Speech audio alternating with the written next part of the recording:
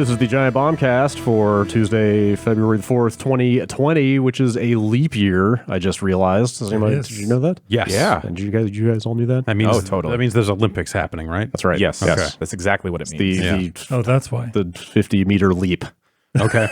Yeah. is the...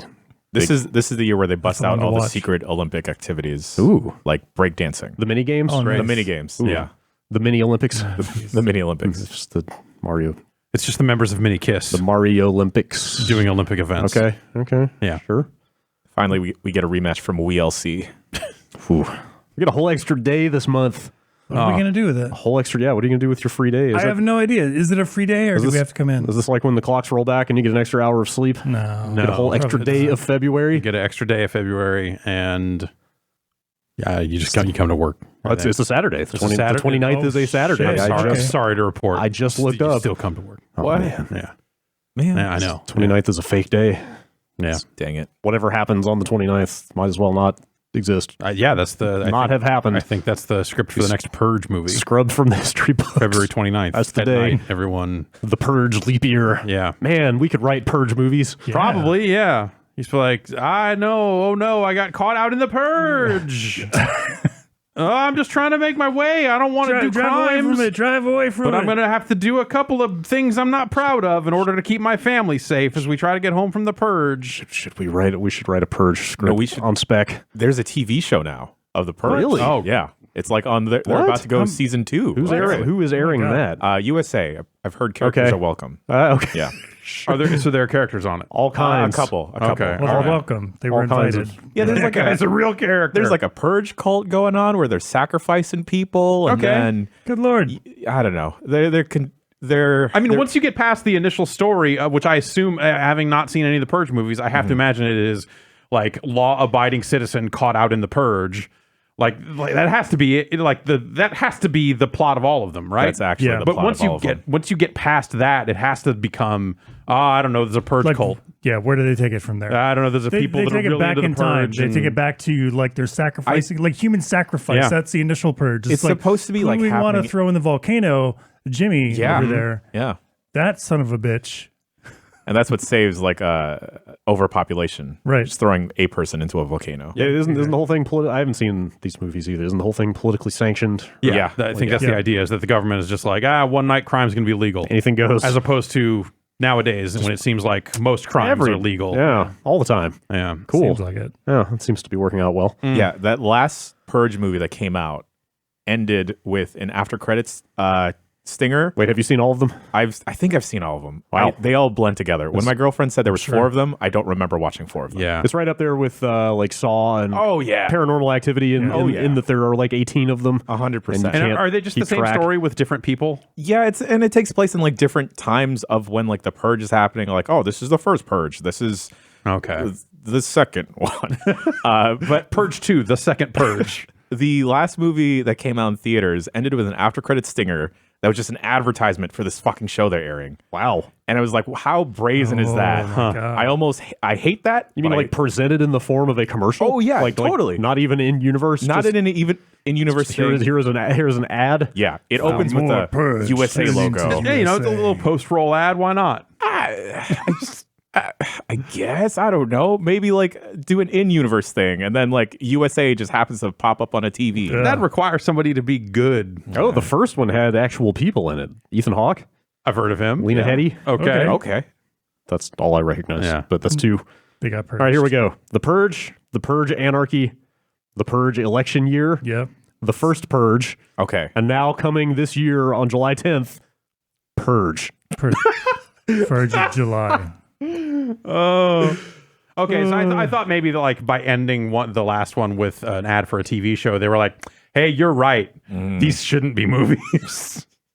Nope. Now it's both. All right. It's just going to keep on going Indepurgence Day. until there's nobody left Oh, that's good. to purge. Well, That's Hello, Purge. with that, it's time for me to Purgemas. time to get some. time baby. time to hive up. My ship came in. My hyphy ship. Hyphy. What And is that? All right. What notes are you smelling? Right this off is the bat? I mean, this is pineapple pop, which is their Ooh. pineapple flavor. I Okay. assume. Smells lightly of pineapple. I'm Okay. gonna say. That's a good sign. All right.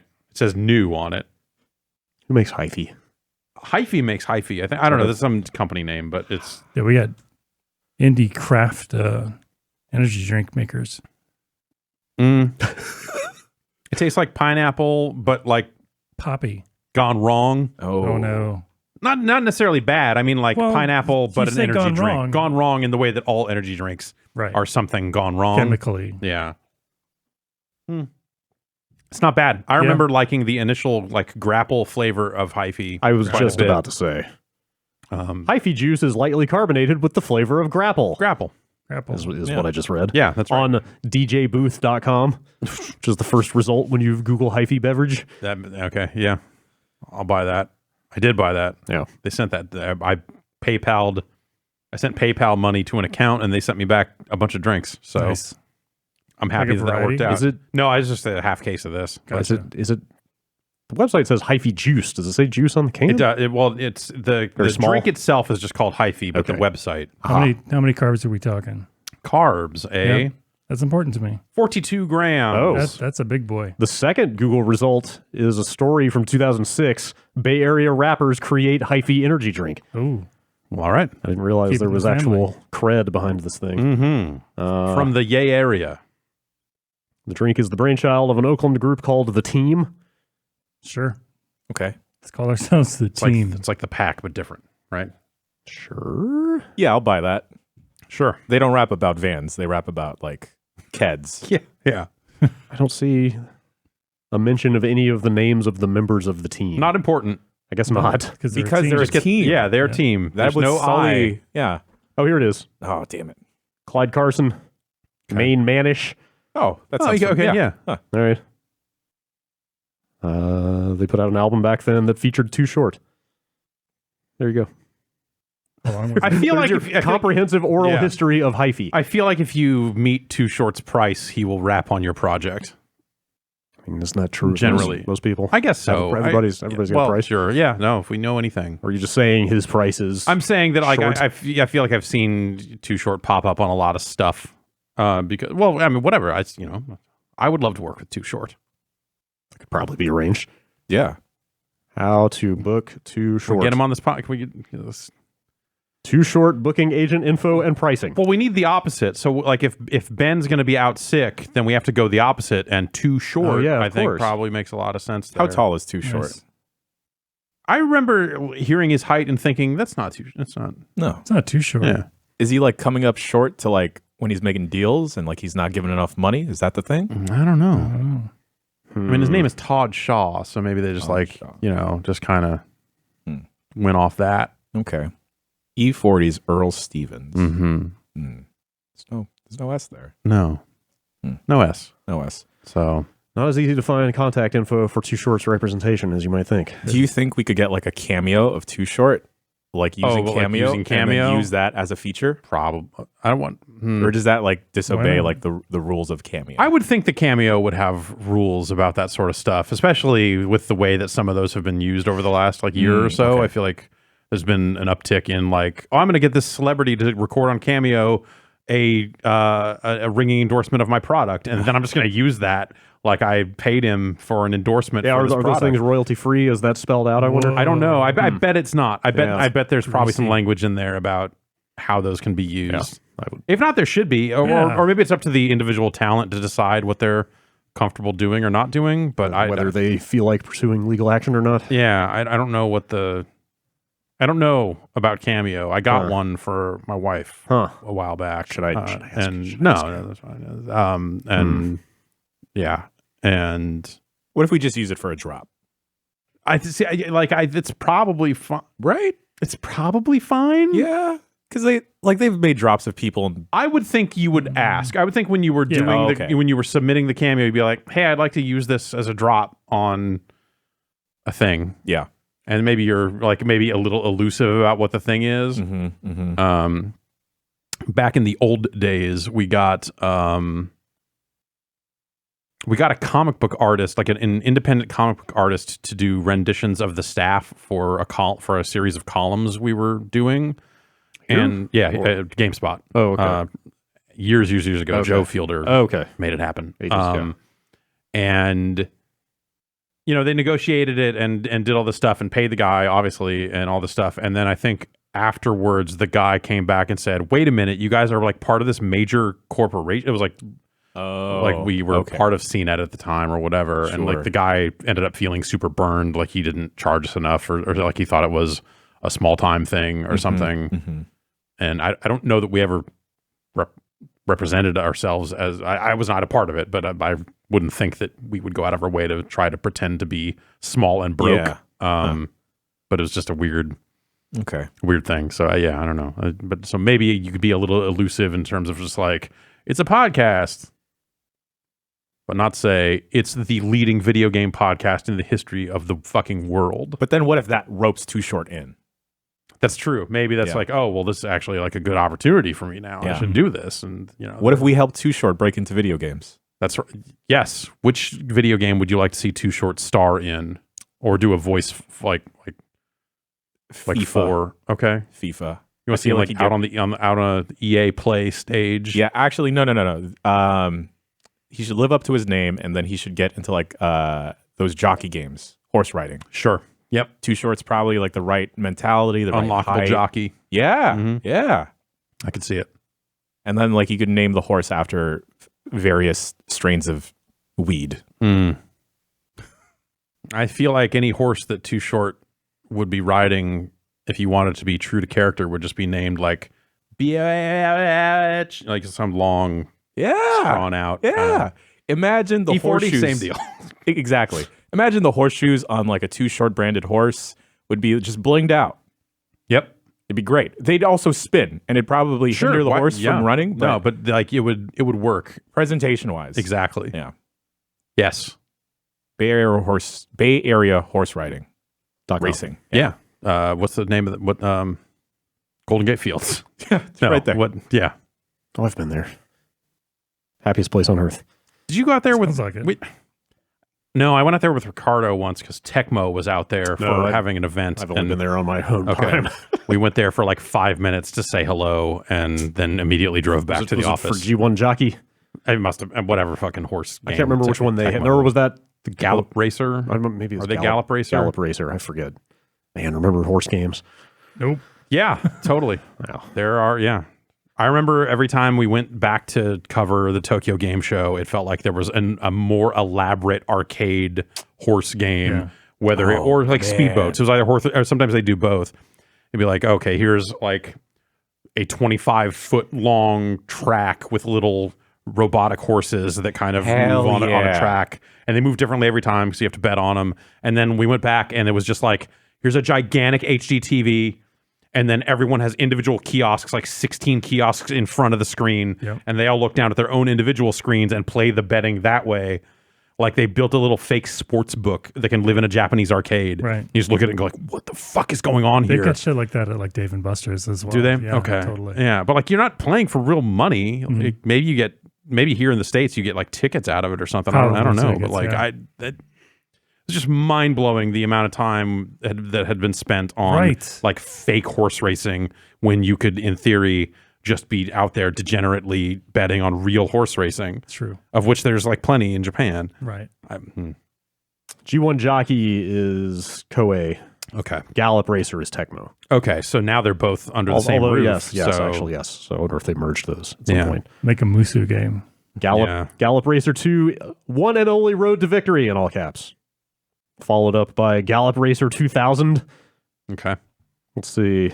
How would you play those games? Would you just be like mashing on a button to go faster? It was almost never mashing. It was always like rhythmic mashing of like, if you do it too early, you'll be out of steam by the end of the race. So you have to like feather it. They all suck. They're fucking terrible. Gallop Racer Inbreed. Ugh. No. Go on. Maybe we should just move on. Gross. So for horse games. Anyway, I'm pro hyphy. This is pretty good. Okay, good. Damn it. A twist on the original. Okay. Is that a new flavor? Mm-hmm. Sure. It is official. Well, not official endorsement. No, definitely not. Just off the cuff. That's my Casual. off the cuff review. Yes. It's all right. We're gonna start with news this week because there's a lot Why not? of stuff popping off. Things are happening on Too short in the news again. Yeah, that's right. The ESA.com. Oh, Lord. What now? has posted a page. You know, them. The Electronic Software Yes, Association. that's right. Runners of E3, Yes, that's among right. other things. Oh, yeah. Those hooligans. Yes, they posted the thing last week with the headline, E3 2020, a sneak peek at the year ahead. The first line of which is, we'd like to cut right to the chase. Yeah. We've listened to the feedback of our media partners, attendees, and the industry at large. We are committed to keeping E3 at the level you've come to expect. You'll be happy to know that we're not producing E3 2020 in a vacuum. I'm thrilled. I don't know about you guys. I'm Great. very happy. I like to breathe at E3. Yeah. For E3 2020, we're collaborating with industry insiders and new creative partners, including the tastemakers at I Am 8-Bit, Industry insiders. to reinvigorate the show and, frankly, to shake things up.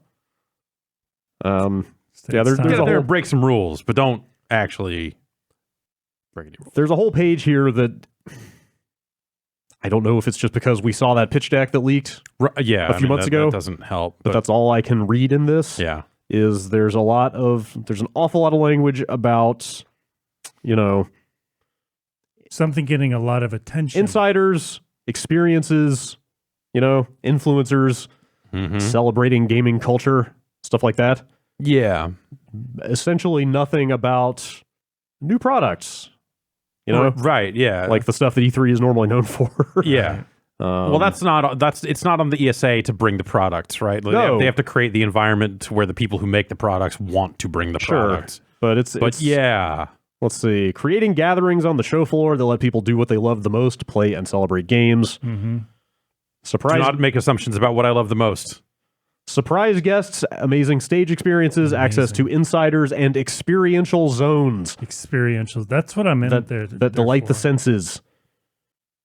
I want some experiences up. Yeah, I'm Yeah. looking forward to getting some new experiences for my experiential zone at E3. I don't know. You tell me, but Look on Craigslist. It really does read like a, you know, a more forward-facing version of that Absolutely. thing that went around a few months ago. Yeah, totally. When they talk about access to insiders, like Yeah. what does that even mean? It's like, okay, well, you're going to do Q&As. By insiders, I assume they mean Markiplier, not Miyamoto, right? Yeah, I don't know. It's more like I assume. I mean, that's what that pitch deck said. It was well, much so more, they talk about access. Yeah, they talk about a few different things there, right? So you know, it could mean both. I'm sure they would love to have Miyamoto answer questions in front of people or something like that. But Right. I don't think that's a valuable. Is that like a valuable use of his time, or like the number of people that might line up for that, like the number of people that actually get to ask questions? Sure. Seems like you know, Nintendo can handle that on its website just fine if they wanted to do something like that. I'm just thinking back to the last time I saw Miyamoto take questions at a press conference, and it was the time where that one dude stood up with his like Rising Sun bandana on and tried to speak in Japanese, and everyone on the panel was just like very kind to him, even though apparently he was butchering the language. Do you remember what year that was? No. I'm almost positive I was there. But like I just think back to that and just go like, yep, that's E3 now. Yeah. That's here you go. Yeah. And that guy got him with a press badge.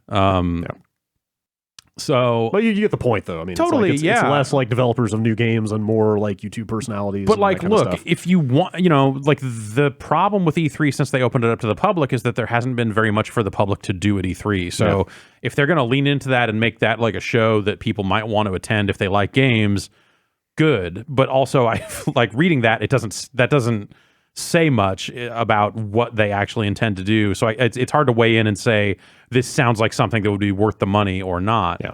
Well, considering they're soliciting suggestions about what they should do through an email address. You should let people play on release games. You should let people get access to games that are not out. Yeah. There's my free tip. Yeah.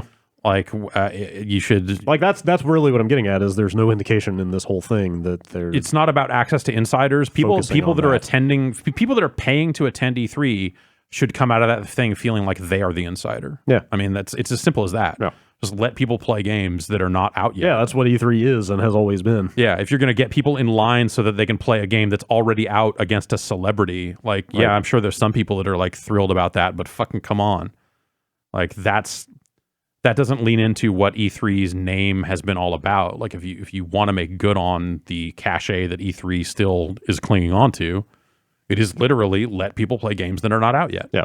Well, I mean, the real question is Big games. if they're having a harder time behind the scenes securing those, like Oh, totally. Sony obviously is not there. And that becomes like, okay, now, because there's like a level of polish a demo is going to get, right? There's like industry trade show polish, and there's goes out to the public polish. There's like, I'm standing here at this kiosk to make sure that this game doesn't burst into flames while you're playing it polish. And there's, we can send this out in a magazine because it went through proper QA, even though it's just a demo. Right. Yeah, like E3 demos might have been built a night or two before they hit the show They might floor. be rebuilt for day 2 when they find a bug. Totally. Like yes, that, absolutely. That happens that has happened a lot over the years. Yeah. So, yeah, it becomes like, can you convince developers to do the work to polish up and bone up demos that they can put the public in front of? Right.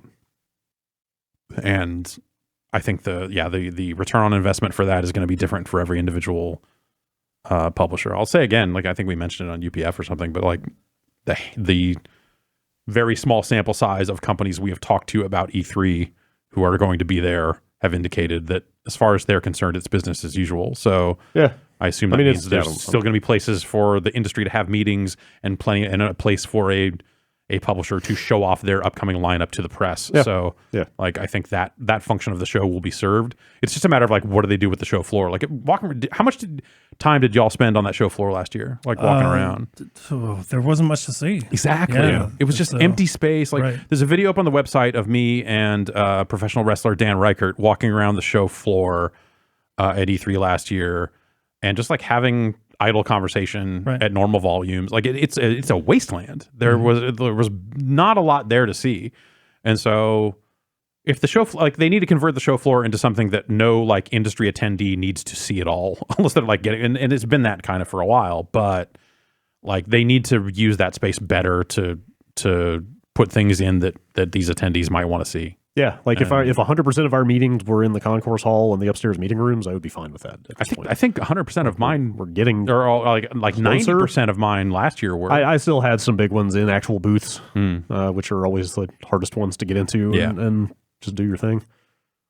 But yeah, it's fine.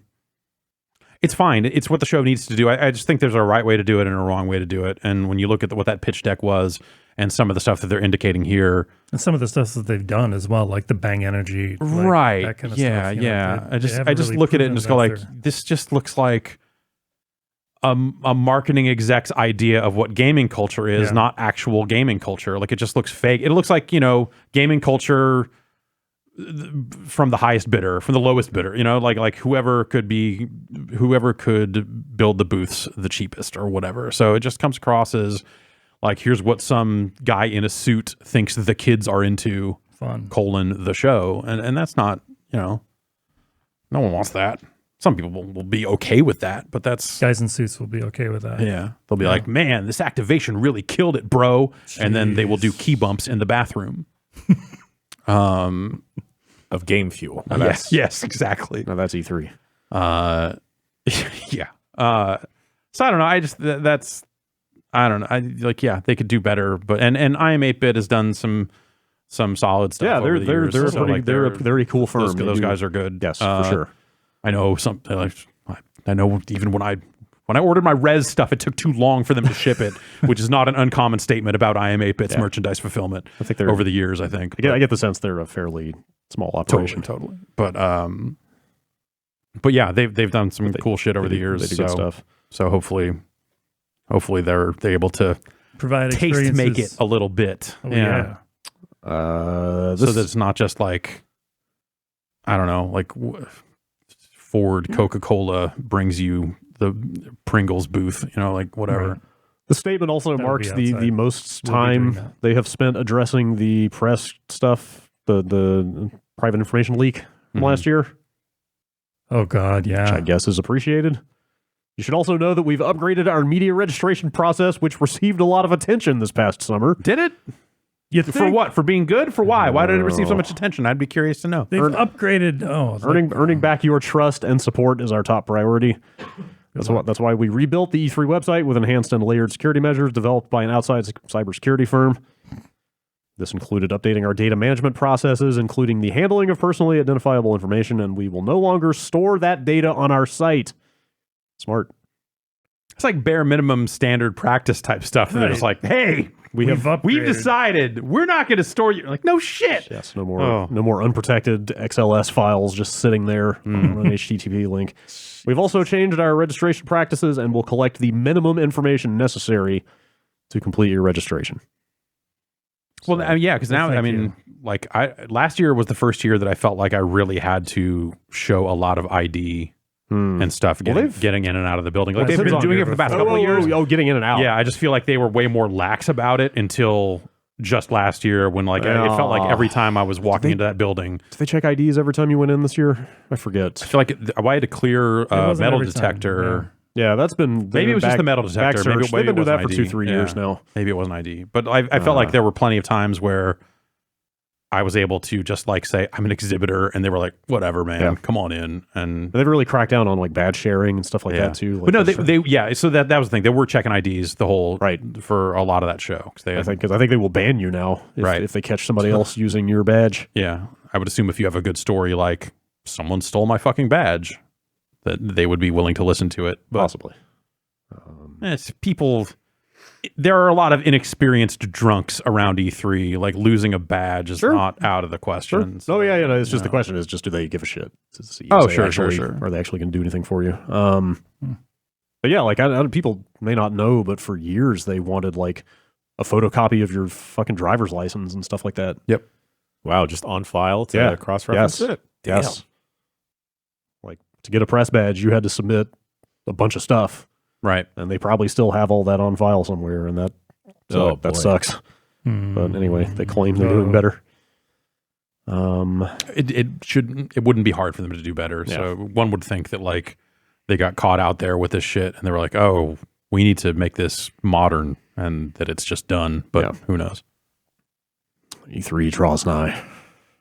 Yep. It's February. Signups in February. It's February. Yeah, they're going to start signups next week, I think. Oh, geez. Oh, boy. Yeah, it's time. Let's go. Yay. Oof. Yay. Yeah, I was in a meeting last week talking about our location and how I would like to at least investigate. Well, we'll probably end up going back to the same place, I had to guess, but I'm at least like... else. Well, it's, there's I get the reasons. I get the logistical aspects, but that place is... The place is foul. Grimy. It's for sure. We have befouled it even further, I think, over the years. I don't know if that's possible. Yeah.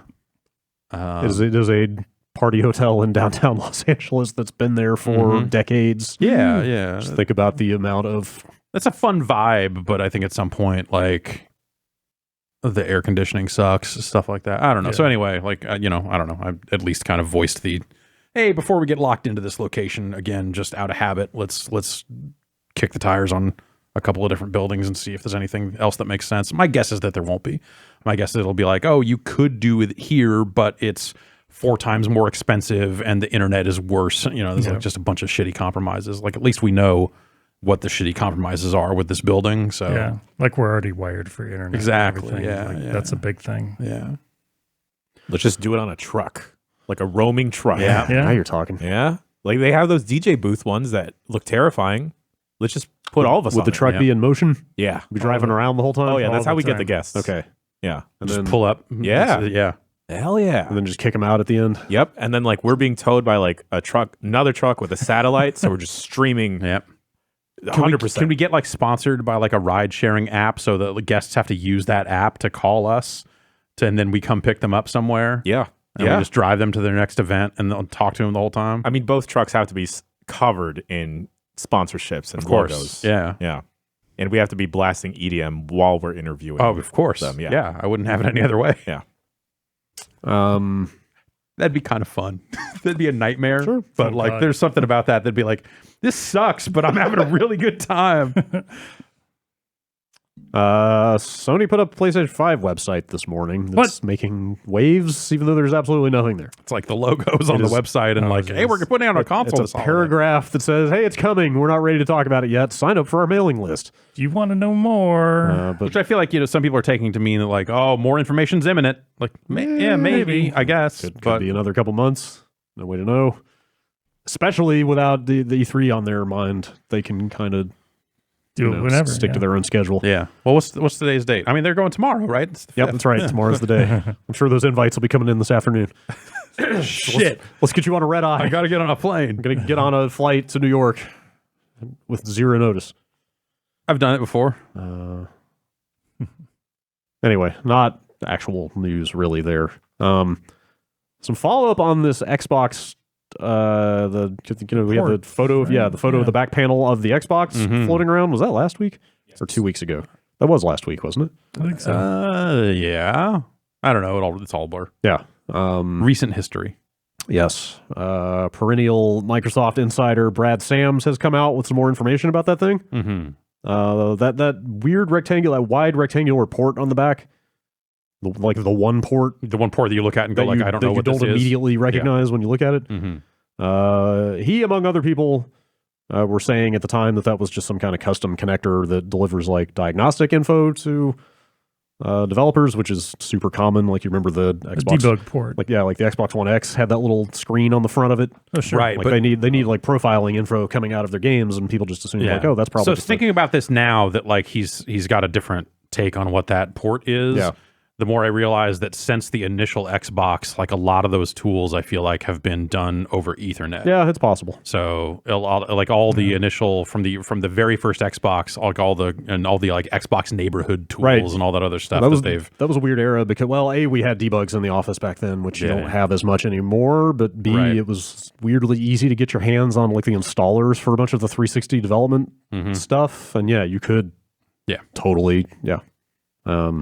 Anyway, he says, let me try to find the. Okay. A few weeks back, we got our first look at the backside of the Xbox Series X. At that time, I believed the long rectangular port between the HDMI and the digital audio was for diagnostics, and I was incorrect.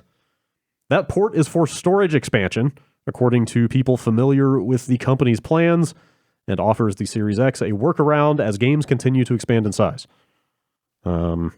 That's super interesting because that has been a big question about these new machines that nobody's really had a good answer for, is that the types of drives they're talking about putting in these things are not something you can buy in an external like modular format and plug into things, right? Right. Well, generally, I mean, they USB, absolutely are. USB is not going to be, even if you could, Not USB even is not close. going to be fast enough Not to even close. do what you're trying to do. Right. So this is what is this CF Extreme? Compact Flash Express is one of the ideas proposed for this, but even that is not as fast as the stuff that they're talking about being in these machines. Maybe if you have external storage, maybe if you have that storage hooked up, it's used as like a cold storage. Even when people were thinking you would just have USB drives to work with, that idea has been proposed of like, because I mean, like the problem here is like they're talking about games being designed around this ultra fast drive in the thing. Exactly. Like you just can't run the installs off of anything else if the games themselves expect like data to be coming in at a certain rate. You just can't do it on anything else. So CF Express doesn't match that rate? No, because it tops out at PCI Express Gen 3. Okay. And these internal drives, from all available information, are PCI Express 4, which is a pretty big leap in throughput, as far as I know. Is it possible that there's a next generation it's possible, of that standard? Or he even, I mean, people, also some of the comments on this story even point out, like, they could be working on a custom thing. Oh, sure. Like, they could be working on some kind of custom interface that will have the Microsoft brand on it or something like that. Gross. Like, remember buying 360 hard drives? Yeah. Yeah, but those were just hard drives in an enclosure. Well, yeah, like, but they were still branded. They were still like an official like Microsoft accessory. I mean, this sounds more like Vita memory. We could be getting back to that again. It's hard to say. Oh, no. But there have been a bunch of questions around this because, you're not going to be able to just go buy an off-the-shelf USB hard drive anymore to run games off of like we've had this generation. Yeah. True. Which raises questions about how big are the default drives in those machines. Because even now, like, what is a full Call of Duty Modern Warfare install? It's over 100 gigs. Well over 100 gigs. Yeah, so... so even if the new consoles ship with a terabyte drive, which I feel like is probably the most likely outcome... I think there's like also... You're talking, 8 games or something, maybe? Yeah, something like that. I think you could probably make some calculations about, like, which games do people... How many games do people actively play at a time? But I bet that number's gone way up over the course of the last generation. Yeah. Just because of live games and battle passes and all this shit. Totally. So the My Games and Apps stuff on the Xbox One received an upgrade that actually makes it work. Yeah, I want to see that, man. That sounds awesome. I spent some time with it over the weekend. And it well, it works way better, but it almost seems like a magic trick. So the problem with it before was like getting a list of all the games you had, or even just games you had installed. As someone who has 250 games installed, I always wonder, like, is that an us problem? Like, are we the edge case exposing these limitations? Almost certainly, but because it takes fucking forever to enumerate that page. But like also, like, especially when you get into backwards compatibility and how that stuff will expand over time, like the library size of more users is going to get up into that territory. So I think my overall library size on an Xbox One is 600, 700, somewhere around there. I forget what it is exactly, but. Anyway, so that list always just took forever to draw in whenever you would go to look at it, like trying to find, like, oh, I want to install this game. Right. Like, let me go to my list. Like, oh shit, you can't even scroll through it smoothly because it doesn't even index like a basic list of stuff that can be loaded. So they've made pretty good improvements to that part of the experience. That's good. The catch now is that when you button into damn near anything to do anything, it's almost like that's where they hide it. You're like, oh, it's going to take me a while before I can actually interact with this, other than just trying to launch it. But like if I want to get data on it or something, like that stuff maybe takes a little longer. Anyway, it is a better experience. Yeah, it's good that they're thinking about that stuff. So point being, like there's a tab on there that is new that says there's like a managed storage option for like cleaning up space, and the two things there, one will delete add-ons like DLC for games you don't have installed anymore. So I looked at that, and it caught like a bunch of like Tomb Raider DLC that apparently was still sitting on a drive. Yeah, because sometimes like the DLC can end up installed on a different drive than the base game was on. Exactly. So there's like a whole, so it ends up weird that way. So it'll find those orphaned files and delete them. And then the second tab was shrinkable games. And basically, when I went to that and let it sit there and spin for a good long time, it came back and said like, hey, if you had any games that would be shrinkable, they'd be listed here. But the idea is that like you can shrink a game while having it still be playable is what the implication is there. And I assume that's getting into this idea of let me uninstall the single player. Right. Or something. Just keep the multiplayer. And so that's why Call of Duty on PlayStation 4 this last year is so fucking weird. Yeah. Is because they've got a lot of stuff that rings up like it's DLC for like the survival mode. And now that they're not putting out like DLC map packs, like that stuff just comes as like multiplayer map pack 2. And when you try to hit multiplayer off the main menu, it says you don't have this installed and takes you to a store page where you can download it for free. So you could just flat out, even right now, delete the campaign and the co-op from Call of Duty? The co-op, definitely. The campaign might be part of the core install, but they're getting that they're going in that direction. Yeah, they're working on ways to make that stuff a little more modular. That's cool. They just don't service it in game super well because it's like when you hit it, it says this isn't installed. We're going to install it. They're like no. Or it doesn't tell you from the main menu this is not currently installed or something. So there's like better messaging that games could do around that stuff. It's good to have though. It's good that they're moving in that direction for sure. And it's not also entirely unlike. Was it MKX on PC that did the thing where the whole game rang up in Steam as like 30 different DLC packages? I think that's right. That sounds and it was a mess at launch. It was like super fucked up. They were experimenting with like letting you play bits of it while other parts were still downloading and stuff. Like just having a better process of like getting up and running with some of the game. That didn't work out very well. No. But like those are the sorts of things that are going to get more solidified and they're going to have to and lock down using this kind of not easily portable and more expensive storage. Like that policy will probably take much greater shape and offer a lot more flexibility to developers in the coming generation. Yeah. It'll have to because that's just the realities of the drive size and all other stuff. Like everything is heading there. Yeah. It seems like they could be doing something with this. Like that, like I said, that's kind of a question nobody's had an answer for. It does seem like they could be doing something with this. You mean the external drive stuff? Yeah, they could be moving in the direction of like offering some expansion drive that they sell. The worry there is that like I think even the current CF Express. That's what they just like even the current generation of that, even if it was that the stuff we know exists, like that stuff's super expensive. So the more proprietary you get, it's not like that stuff gets cheaper, right? I mean, one of the comments on the story mentioned that the CF Express stuff right now is like such a niche thing that it's only in like high end photography and stuff like that. Yeah. So it's like mega expensive. Just it's one of those things where they could charge that much enough because professionals are because only a few people who have the money to pay for it. Right. Yeah, those cards are fucking expensive. Right. Like this says a 512 gig CF Express card is $600 right Oh now. Yeah. God, could you imagine? What were we paying for P2 cards 10 years ago? But at the same time, look at like NVMe drives on PC are getting into the like you can get a good 1 terabyte one for 160, 170 bucks. Yeah. And that stuff is as fast, if I'm not mistaken.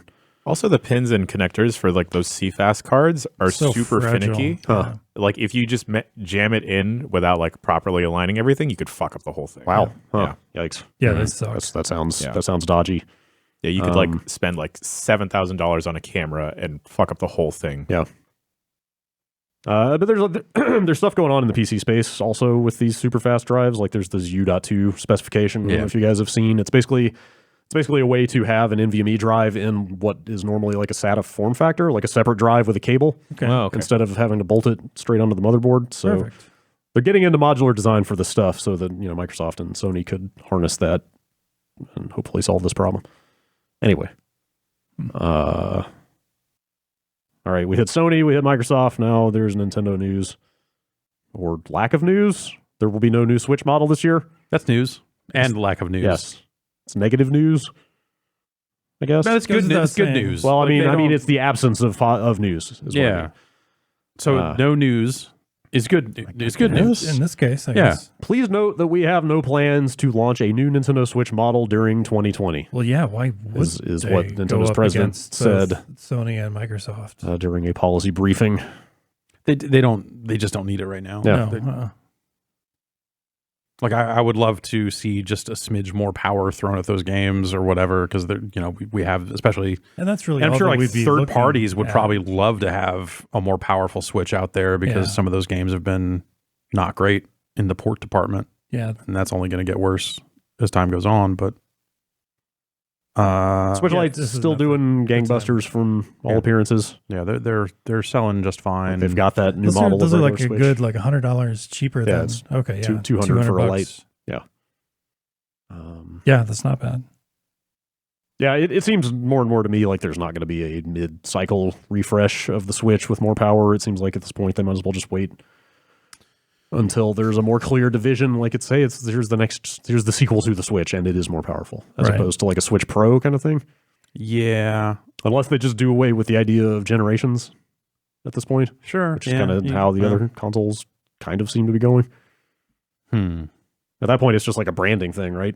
Right. Do you call this a Switch Pro, or do you call it something that the makes it- Switch U? Right. Yeah.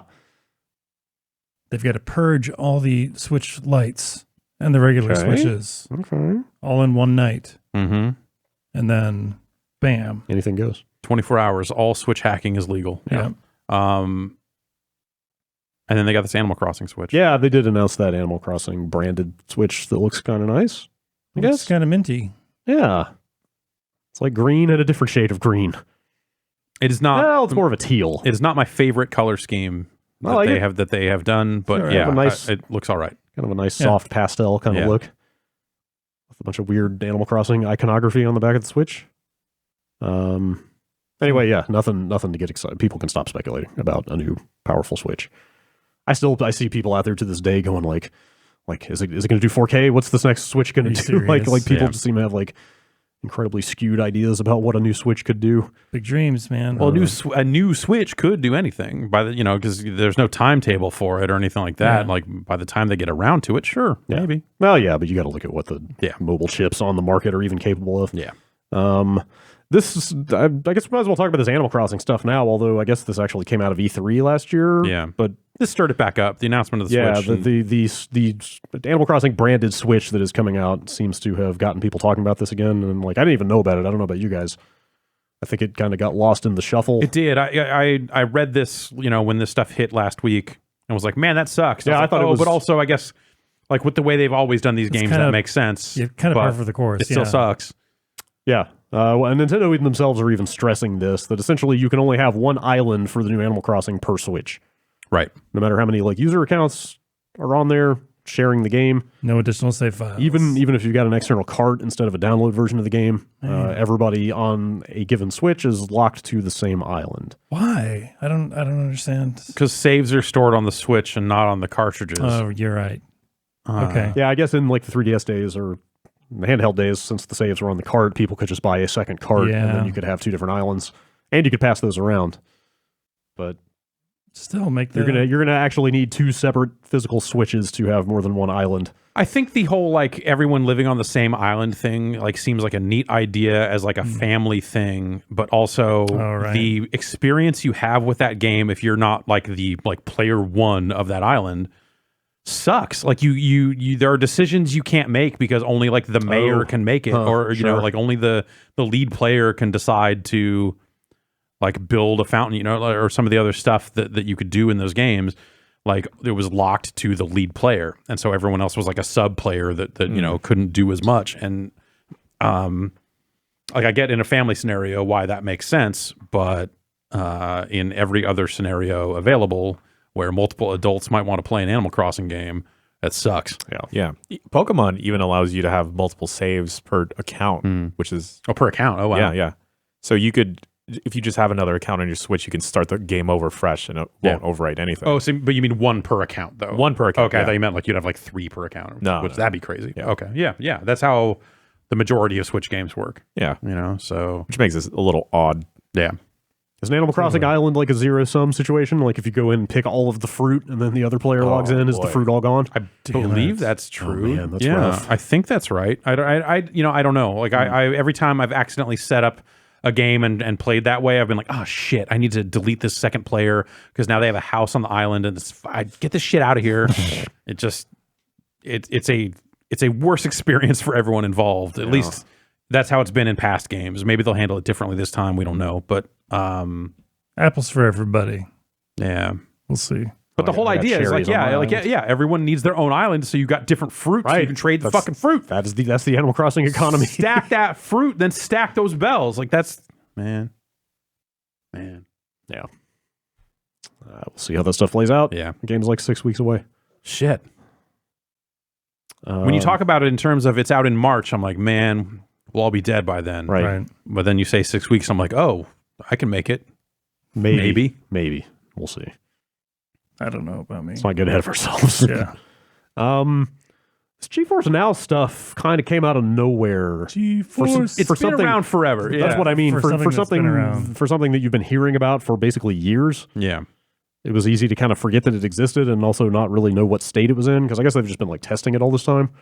It's been dabbling with, like I've played around with it. Yeah. I had my Shield device. So, I had a Shield TV that I got my hands on and logged into that, and it was like, do you want to play Street Fighter Cross Tekken? And I was like, not really, but I guess. And I played some of that, and this was probably about a year ago now. I forget. I was like, oh, this works. Yeah, This I played some Devil May Cry and was pleasantly surprised. Yeah, GeForce Now is their cloud streaming service. It's their Stadia or xCloud equivalent. Yep. NVIDIA's, that is. But they have just kind of out of nowhere rolled it out as a proper service that you can get into now. I think they maybe realized, like, hey, if we put a marketing push behind this is the thing people keep saying Stadia should have been, and we've been running it this way for a long time. Especially in light of what Stadia is and where it's fallen short. Like, this sounds kind of amazing. I don't want to get ahead of ourselves because we haven't tried it, but like we literally have tried it. We haven't tried a while ago. This new iteration of it that's got this library integration. But the big claim to fame is that you can integrate your Steam library with it and just play the games you already own. And Uplay also, I think. Yeah. The quote is. Sorry, I know Matt Rory's not here, so I have to represent Uplay. Fair. Somebody's got to do it. Yeah. This is Phil Eisler, the general manager of GeForce Now. We're an open platform in that we don't have our own game store. Gamers told us in an early beta that they didn't want us to have our own game store. They just preferred we support existing stores. So we support Steam, Uplay, and others, as well as 30 free-to-play games. I don't know what others means exactly. Also, I'm reading this VentureBeat story. The wording is not super clear, but it sounds like it's not every game on Steam. Okay. There are over 300 instant games. I'm not clear what instant means. Like maybe you're like ready to boot, installed and ready to boot. Yeah, maybe those are just like they pre-install the popular ones so it doesn't. And you can go into Steam and download another 1,000 games before each session. 1,000 games, give or take. Okay, so it's probably sounds like a good chunk of recent games. Huh. Yeah, I wonder if there's just like a business deal that has to happen there, or if there's like literal compatibility stuff. Or Yeah, it's probably both. So one strange limitation that I found in there, and this is that even on the premium model, the $4.95 a month, you can only play for up to 6 hours. Yeah, at a they've got time. this interesting like session-based model, Yeah. but so there's a free tier of this. Right. At least for now. It sounds like maybe throughout this year they're going with this like there's a free tier and a $5 a month tier. And that free tier will get you like non-RTX, Right. ray So tracing there are a stuff. bunch of like elements to what you get, but also it sounds like after this year's over they may push the pricing up. This is just kind of it seems like it. Yeah. like a testing phase, but so for $0 a month, you could play 1 hour sessions. So basically, it sounds like there would be like a queue situation. You might have to wait in line. Weird. You get your session, Yeah. and then you have 1 hour to play, and then you probably get booted to the back of the line again. Mm-hmm. Also, it sounds like that's on like a Pascal card, like a GeForce like 1080 generation card. Still okay. Yeah, it's not the worst thing for free. And then if you pay this $5 a month, you get what they call priority access, which I think means you don't wait. You can play, like you said, up to 6 hours at a time. And they have upgraded their data centers with RTX cards, so you get ray tracing and stuff. What devices is this available Yeah, on? so that was the that's- thing. Is like because I was using a Shield TV, and it seemed like that was the only way to do it, or like Nvidia's devices. Yeah, so, basically. PC, Mac, NVIDIA Shield, Android, Okay. and that's it right now. Chromebook coming. Yes, they are going to add by the Chromebook end of the year. support. But yeah, like no other set-top boxes, no iOS yet, which is all kind of disappointing. So Apple, you remember when the Steam app got delayed, all this other stuff. Like I think Apple just hasn't really figured out what they want to do, or they are being overly restrictive on some of this stuff. Whereas Android, Kind of anything the Wild goes. West. Yeah. Speaking of the fucking Wild West, did you see this? Did you get a press release from a company called Rainway last week? I gotta look this up because it was the most fucking grand opening, grand closing thing I'd seen in a while. Where they sent out a press release saying, "Hey, our service is in beta. It's another game streaming service, Rainway? Rainway, and know they are out on that. iOS. Huh. So they sent out a press release on the 28th, saying you can play PC games on Xbox because Rainway is now available in the Microsoft Store on Xbox One and Windows 10. Weird. And you can kind of put anything on that store, right? well, yeah, within reason. And basically, it was just like, hey, you can, there's a bunch of PC games here: Journey, Shenmue 3, Detroit, Neo, whatever. So that was the 28th. On the 31st, they sent out the same press release again. Hello, if you've reached out to us or covered our Rainway for Xbox beta release, thank you. The overwhelming response we've received has been incredible. Unfortunately, due to unexpected circumstances, Microsoft has asked us to remove Rainway from the App Store. We are continuing to work with Microsoft to bring Rainway back to the Xbox. Thank you. So I assume Microsoft, and it's not the first time that there's been something put out onto the Xbox version of their App Store that then Microsoft's been like, wait, what? Well, yeah, I'm sorry. You do emulate? Hang on. Yeah. And so I assume that's what happened here. But yeah, we'll see if that ever makes it back on there. Anyway, sorry to sidetrack you. No. That was a silly thing. Yeah. I hope they get this iOS stuff sorted out, obviously, because that's a huge chunk of the mobile market. But this thing sounds like kind of what people will actually want. Right. Yeah. In fact, he says he's got like a pretty good line in here. We want to be the destination for PC gamers when they go to the cloud. If you're heavily invested in the Xbox ecosystem, you might as well get xCloud. Heavily invested in PlayStation, you might as well get PlayStation Now. If you're heavily invested in PC gaming, you might as well get GeForce Now. That's what makes sense to us. Which That's a very sensible line. totally. Yeah. It's just like, hey, if you're in this ecosystem, there should be a streaming service that accommodates that without a bunch of extra hoops to jump through. Yeah. And that seems like what they're trying to do here. And I I still wonder if Valve is going to try to do this. Yeah, totally. But maybe it's a situation where like if Nvidia has built up the data centers, then maybe they partner with them instead and just say like, we're just going to promote GeForce Now in Steam. Yeah, there are numbers in here about how many they've got 15 data centers. I think it's like 9 in the US and 6 in Western Europe right now. I guess that doesn't sound like that many It doesn't. compared to Microsoft or Google or whatever. Amazon stuff. But but they claim that it's fine. They say that they're targeting like 20 millisecond latency. It's fine. It's fine. But trust us. Yeah. Yeah, I'll give that a fresh shot. Yeah, like I said, it's cool. It sounds like when I tried Street Fighter Cross Tekken and whatever other handful of games they had as part of their like free beta thing. Mm-hmm. I was like, this was for the price I just paid for this, which was $0. This seems to work a-okay. Yeah, I was impressed with it. And that was a while back. So, they also say that the games will run between 60 and 120 frames a second. Cool, depending on the game. Wow. So yeah, this thing all of a sudden seems like a pretty big deal in that space. Definitely does not help this Stadia story that was going around last week. Yeah, came out of an interview with Games Industry. Essentially, like basically, there's like kind of a hubbub in the Stadia community about the lack of communication from Google, about what's going on with the service, lack of announcement of new games, et cetera, et cetera. And in this interview, they more or less said like, "Hey, it's up to the people who make the games to announce games on Stadia." Although they do say that more info about exclusive games is coming. They're not wrong. I mean, they're not right. Like they can't go out and announce other people's games, obviously, before they're ready and that kind of thing. But still, one would have thought, well, maybe they probably did have a cadence of information and news planned, and then a bunch of games got delayed. Yeah, right? I mean, there's that. Like Doom would have come out, right? Like I assume Doom Eternal is still on track for a day one Stadia release. Probably, but old Doom isn't on there. Oh God! And they've used that as part of their beta testing stuff. How did that? Oh right. How did that not materialize? Anyway, yeah. What is Stadia? This GeForce stuff does not cast the Stadia thing in any better light. Yeah, well, I think the thing with the Stadia stuff is that there's just like, okay, the game announcements, whatever. Like, of course, like, yeah, you know, the partners announce the games. That's just how it is.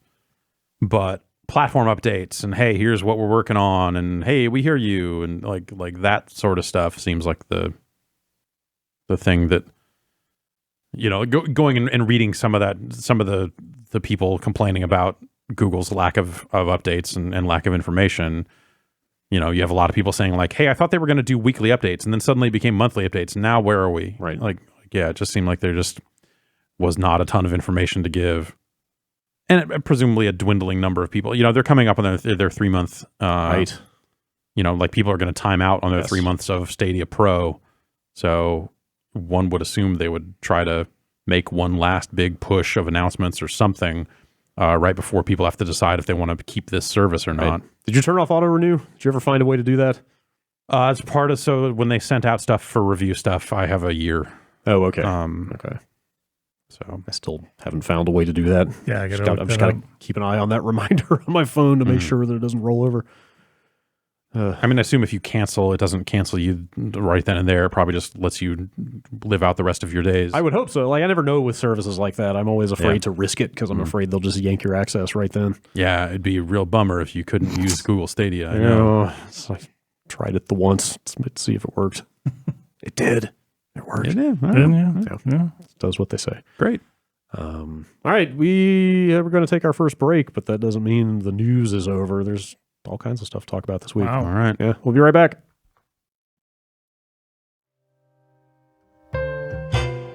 This episode is sponsored by Blue Chew. Blue Chew? Yeah. Oh. Hey, you know, there were times out there when people were ready to go. Ready to go, huh? That's right. To the store? They had a penis that was ready to get rock fucking hard. Whoa. Okay. And maybe they don't. Maybe, you know, like, hey, you know, things happen. Sometimes stuff gets in the way. That's right. Performance can decrease. Maybe you lose some of that extra confidence in bed. Might have some things on your mind. That's right. So if you've got Distractions. a penis, that's right. If you're distracted and you've got a penis, listen up. BlueChew.com. Uh-huh. That's blue, it's like the color blue. Okay. Yeah. Is that also like working blue? Yeah, sure. Okay. Yeah, it's maybe like working a little blue. Okay. Blue Chew brings you the first chewable with the same FDA-approved active ingredients as Viagra and Cialis. Oh, I've heard of those. Yeah. Those have made That's right. some waves. That's right. And they've been around for a long time. The process of getting them has been a hassle. Made some waves in the ocean. Yes. Yeah. It's by a thing. Yeah. The motion thereof. Exactly. It's, go on. You can take these anytime, day or night. Yeah. Okay. Whenever you need one. Full stomach, whatever. Whenever the urge strikes. And since they're chewable, they can work twice as fast as a pill. Gets right in there. To get that dick hard and ready for... I was going to say ready for fucking, but I don't want to... I don't know what you're going to do with it. You got glass that needs cutting. Look, I'm not going to... Whatever use you have. Whatever use you have for an erect member, this can help you achieve what you're looking for. Overachieve, in fact. Well, yeah, exactly. Whenever the opportunity arises, you can be ready. So if you could benefit from more confidence from more accounts, Blue Chew is a fast and easy way to enhance your performance. Blue Chew is prescribed online by licensed physicians. So you don't have to go to the doctor's office. You don't have to wait in line at the pharmacy. It all ships right to your door in a discreet package. Right over the internet. Exactly. Isn't technology wonderful? Yeah, they'll you go to bluechew.com, you fill out the stuff, and it's a whole thing. Licensed physicians check this shit out. The future. The future, more like the now. These are made in the USA, and since Blue Chew prepares and ships direct, they're cheaper than a pharmacy. And, you don't have to deal with the awkwardness of going and talking to somebody. And discretion. Yeah. People like that. That's right. But, like a plain brown wrapper situation. I don't know what the shipping container looks like. If it is literally a plain brown wrapper. But I mean, that's the idea. I bet it's discreet. Yeah. And right now, there's a special deal. You can visit bluechew.com and get your first shipment for free when you use this special promo code Bombcast. That's right. Wow. That's right. Blowing up. Yeah, exactly. Exploding. All you'll pay is the $5 shipping. Okay. So you'll get your you'll go through the process and come out the other end, and you'll be able to get your first shipment of Blue Chew. And then what? For just $5. And then what? Hey, the possibilities are endless. It's all up to you. It's all up to you. You can make it happen. When you deploy the Blue Chew to ensure, again, these rock hard, just throbbing. Throbbing? Can I say throbbing? Sure. It doesn't say not to say throbbing. You just said it. Great. I just said it. That's BLUE chew.com. Promo code Bombcast, and you can try it now for free. Blue Chew is the better, cheaper, faster choice. And hey, thanks for sponsoring the podcast.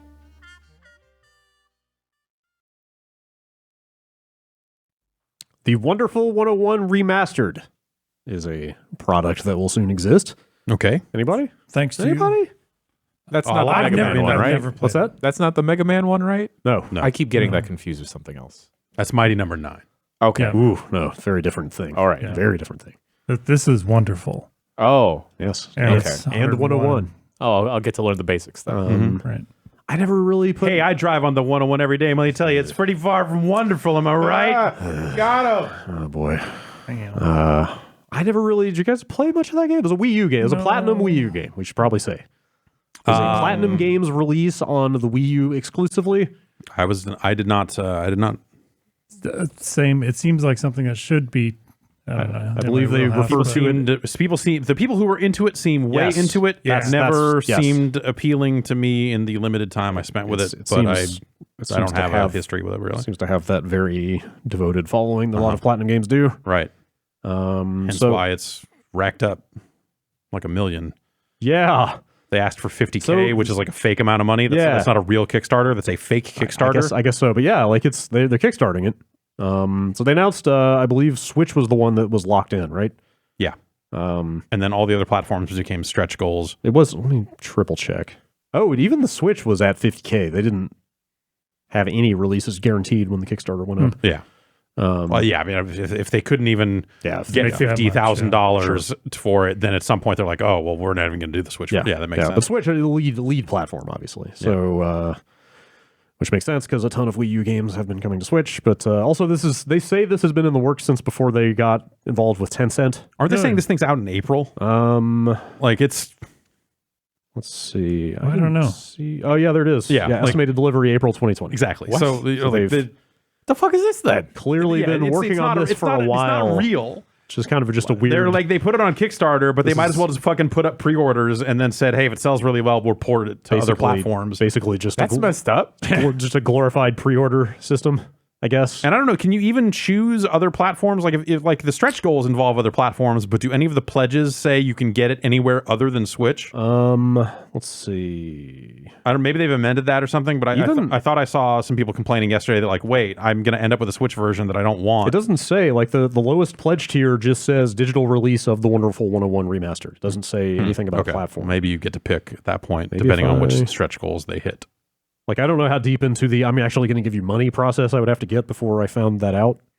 Like, even when I click into it. Deep enough. Too deep. Yeah, like, I'm don't know that I actually want to buy this thing. But I'm sorry. Back this thing. Yeah. Back these independent game creators out there. Was this published? I think this was published by Nintendo on the Wii U. Right? Yeah, so Nintendo was kind of giving this their blessing. Yeah. I assume even, it was even with the stretch goals and stuff, like there were some...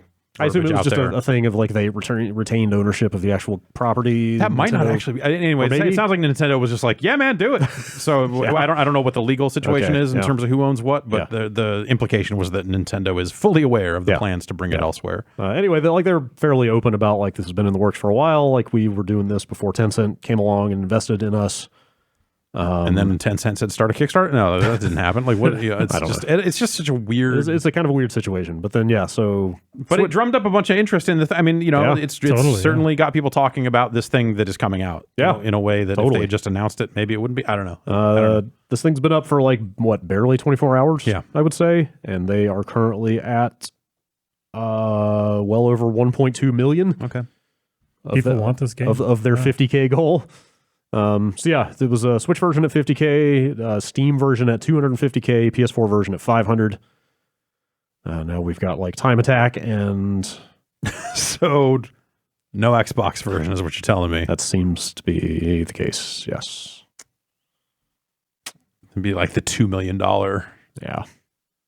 All right, fine. Yeah, they've got Time Attack at $1 million, Luca's First Mission, which is a brand new 2D side-scrolling adventure starring a young hero. At $1.5 million, 1.75 will get a remixed soundtrack. Yeah, maybe they'll add a $2 million Xbox goal. I don't know. Yeah, it's a strange situation. I mean, it's cool to see that game coming back. Sure. Yeah, people have wanted this to happen for a while, Totally. And it seemed like it was something that was just inevitable anyways. Yeah. So, cool. And they say they're making a bunch of tweaks to like the UI and like difficulty stuff and X, Y, and Z. Enhancing like the easy mode. Yeah, things to adapt it to the Switch because, it was a kind of a 2-screen game before. Oh, sure. And now it's 1. So they've got to do some work there. But it's cool. It's still retaining the touch controls, though. Yeah. That's good. Yeah. Well, at least on the Switch version, anyway. Yeah. Yeah, Platinum seems to have a lot of stuff going on. And they always do. And is in a weird situation now with this Tencent investment. Also, yesterday, around the same time, the Platinum Games Twitter account just tweeted this kind of cryptic hashtag Platinum 4. The Platinum 4. Right. Which, that was my immediate thought was, what did they call that? The Capcom 4. Capcom 5. Was it 5? The Capcom 5. And then one didn't ship. Did it not? Did they never finish the Capcom 5? I don't know. The one that was like Legendary Wings, I thought didn't come out. Wait, they were going to make a new Legendary Wings? It was not in name, but like in spirit? Are you serious? Man. Right? I'm not making that up, right? Yeah, absolutely right. Now I'm on the Capcom 5 Wikipedia page. Let's see. It was Piano 3, Beautiful Joe. Yep. Resident Evil 4. Okay. Killer 7. And Dead Phoenix. Dead Phoenix. Which appears to be the game that did not come out. Let me confirm that. I don't think it... No way. Yes. Dead Phoenix was going to be a 3D shoot-'em-up featuring a winged man named Phoenix. So there you go. They put out like screenshots. Who was dead. Yes. They put out screenshots of that and stuff. Oh, it sounds like it was going to be a Panzer Dragoon kind of situation. Anyway, like they posted this Platinum 4 thing, and like that was certainly... Right. Because Kamiya was involved in that. Because he made Beautiful Joe. Right. Like there were people who are now at Platinum who were involved in the Capcom 5. Right. And it links to they've got a website that is for.platinumgames.com.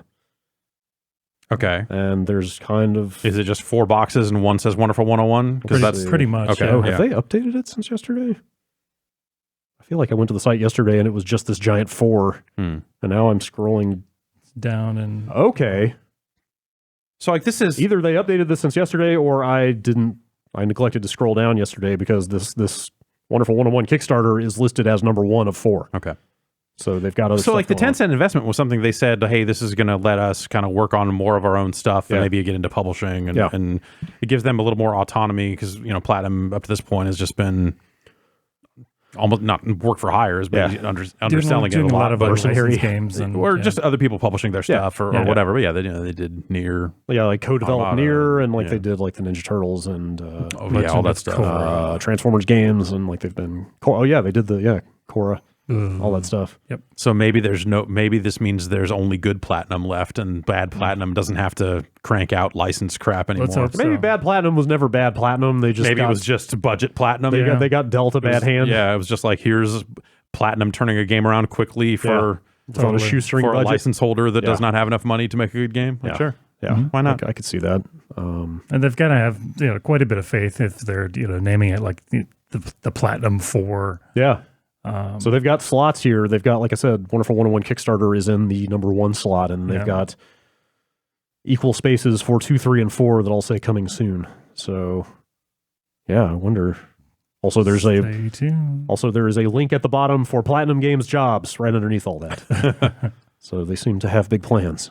Man, of those Capcom games, as someone who did not like Resident Evil 4, Beautiful Joe seems like it was the game that came out of that batch. That's a cool game. Beautiful Joe is a super cool game. Yeah. When it finally the style of it I think is amazing. Yeah. Like, I thought like the first level or 2 of it I thought was like incredible, and then by the end of it I was like, okay, that's kind of the thing. Is like it was, and then they made like 2 more games or whatever. Like it was super cool, but it felt like a one and done kind of thing to me. And then they kept making more that were like, okay, it's kind of more of that. That's fine. But I still think that like that look and concept and Fred Durst looking motherfucker, like they could that guy. You could make a new Beautiful Joe. That guy. Yeah, Joe. Wait, was that his alter ego, or was that his like normal identity? Yeah. And then he turned into Beautiful Joe. That was Joe. It's just Joe. Right. Not even Super Joe. Shit. Not Beautiful Joe. Huh. Just Joe. Yeah, what does this say about the Capcom canon? It's the origin of Super Joe. Yeah. Oh, gotcha. I don't know. It's an alternate timeline where instead of becoming super, he becomes beautiful. Sure.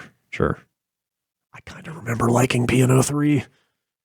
I don't know that it's a good game. There is some cool action. I don't know that it's a good game. It's not a good game. Yeah, it's not. Like a weird dance. People like Killer 7. Futuristic sci-fi dance action game. It was like a precursor to Bayonetta for sure. Oh, yeah, sure. Yeah. I seem to remember thinking it had some style. Yeah. Yeah, Killer 7's got its fans. I mean, come on, man. RE4 is massively influential. Of course. But yeah, like, I mean, you think all of these 4 refer to, like, I would hope not. Revitalizing old properties, or is it maybe some new stuff? I don't know. I hope. Well, they had 2 like unannounced. They announced that they had 2 unannounced games, like last year. Okay, so I'm hoping that some of these, you're probably right. Especially like we're in the, I guess, the run up to E3 at the cycle. Like, yeah, it's kind of maybe time to start hinting at some stuff. Will this be another E3 where like 9 Platinum games somehow get announced? Yeah.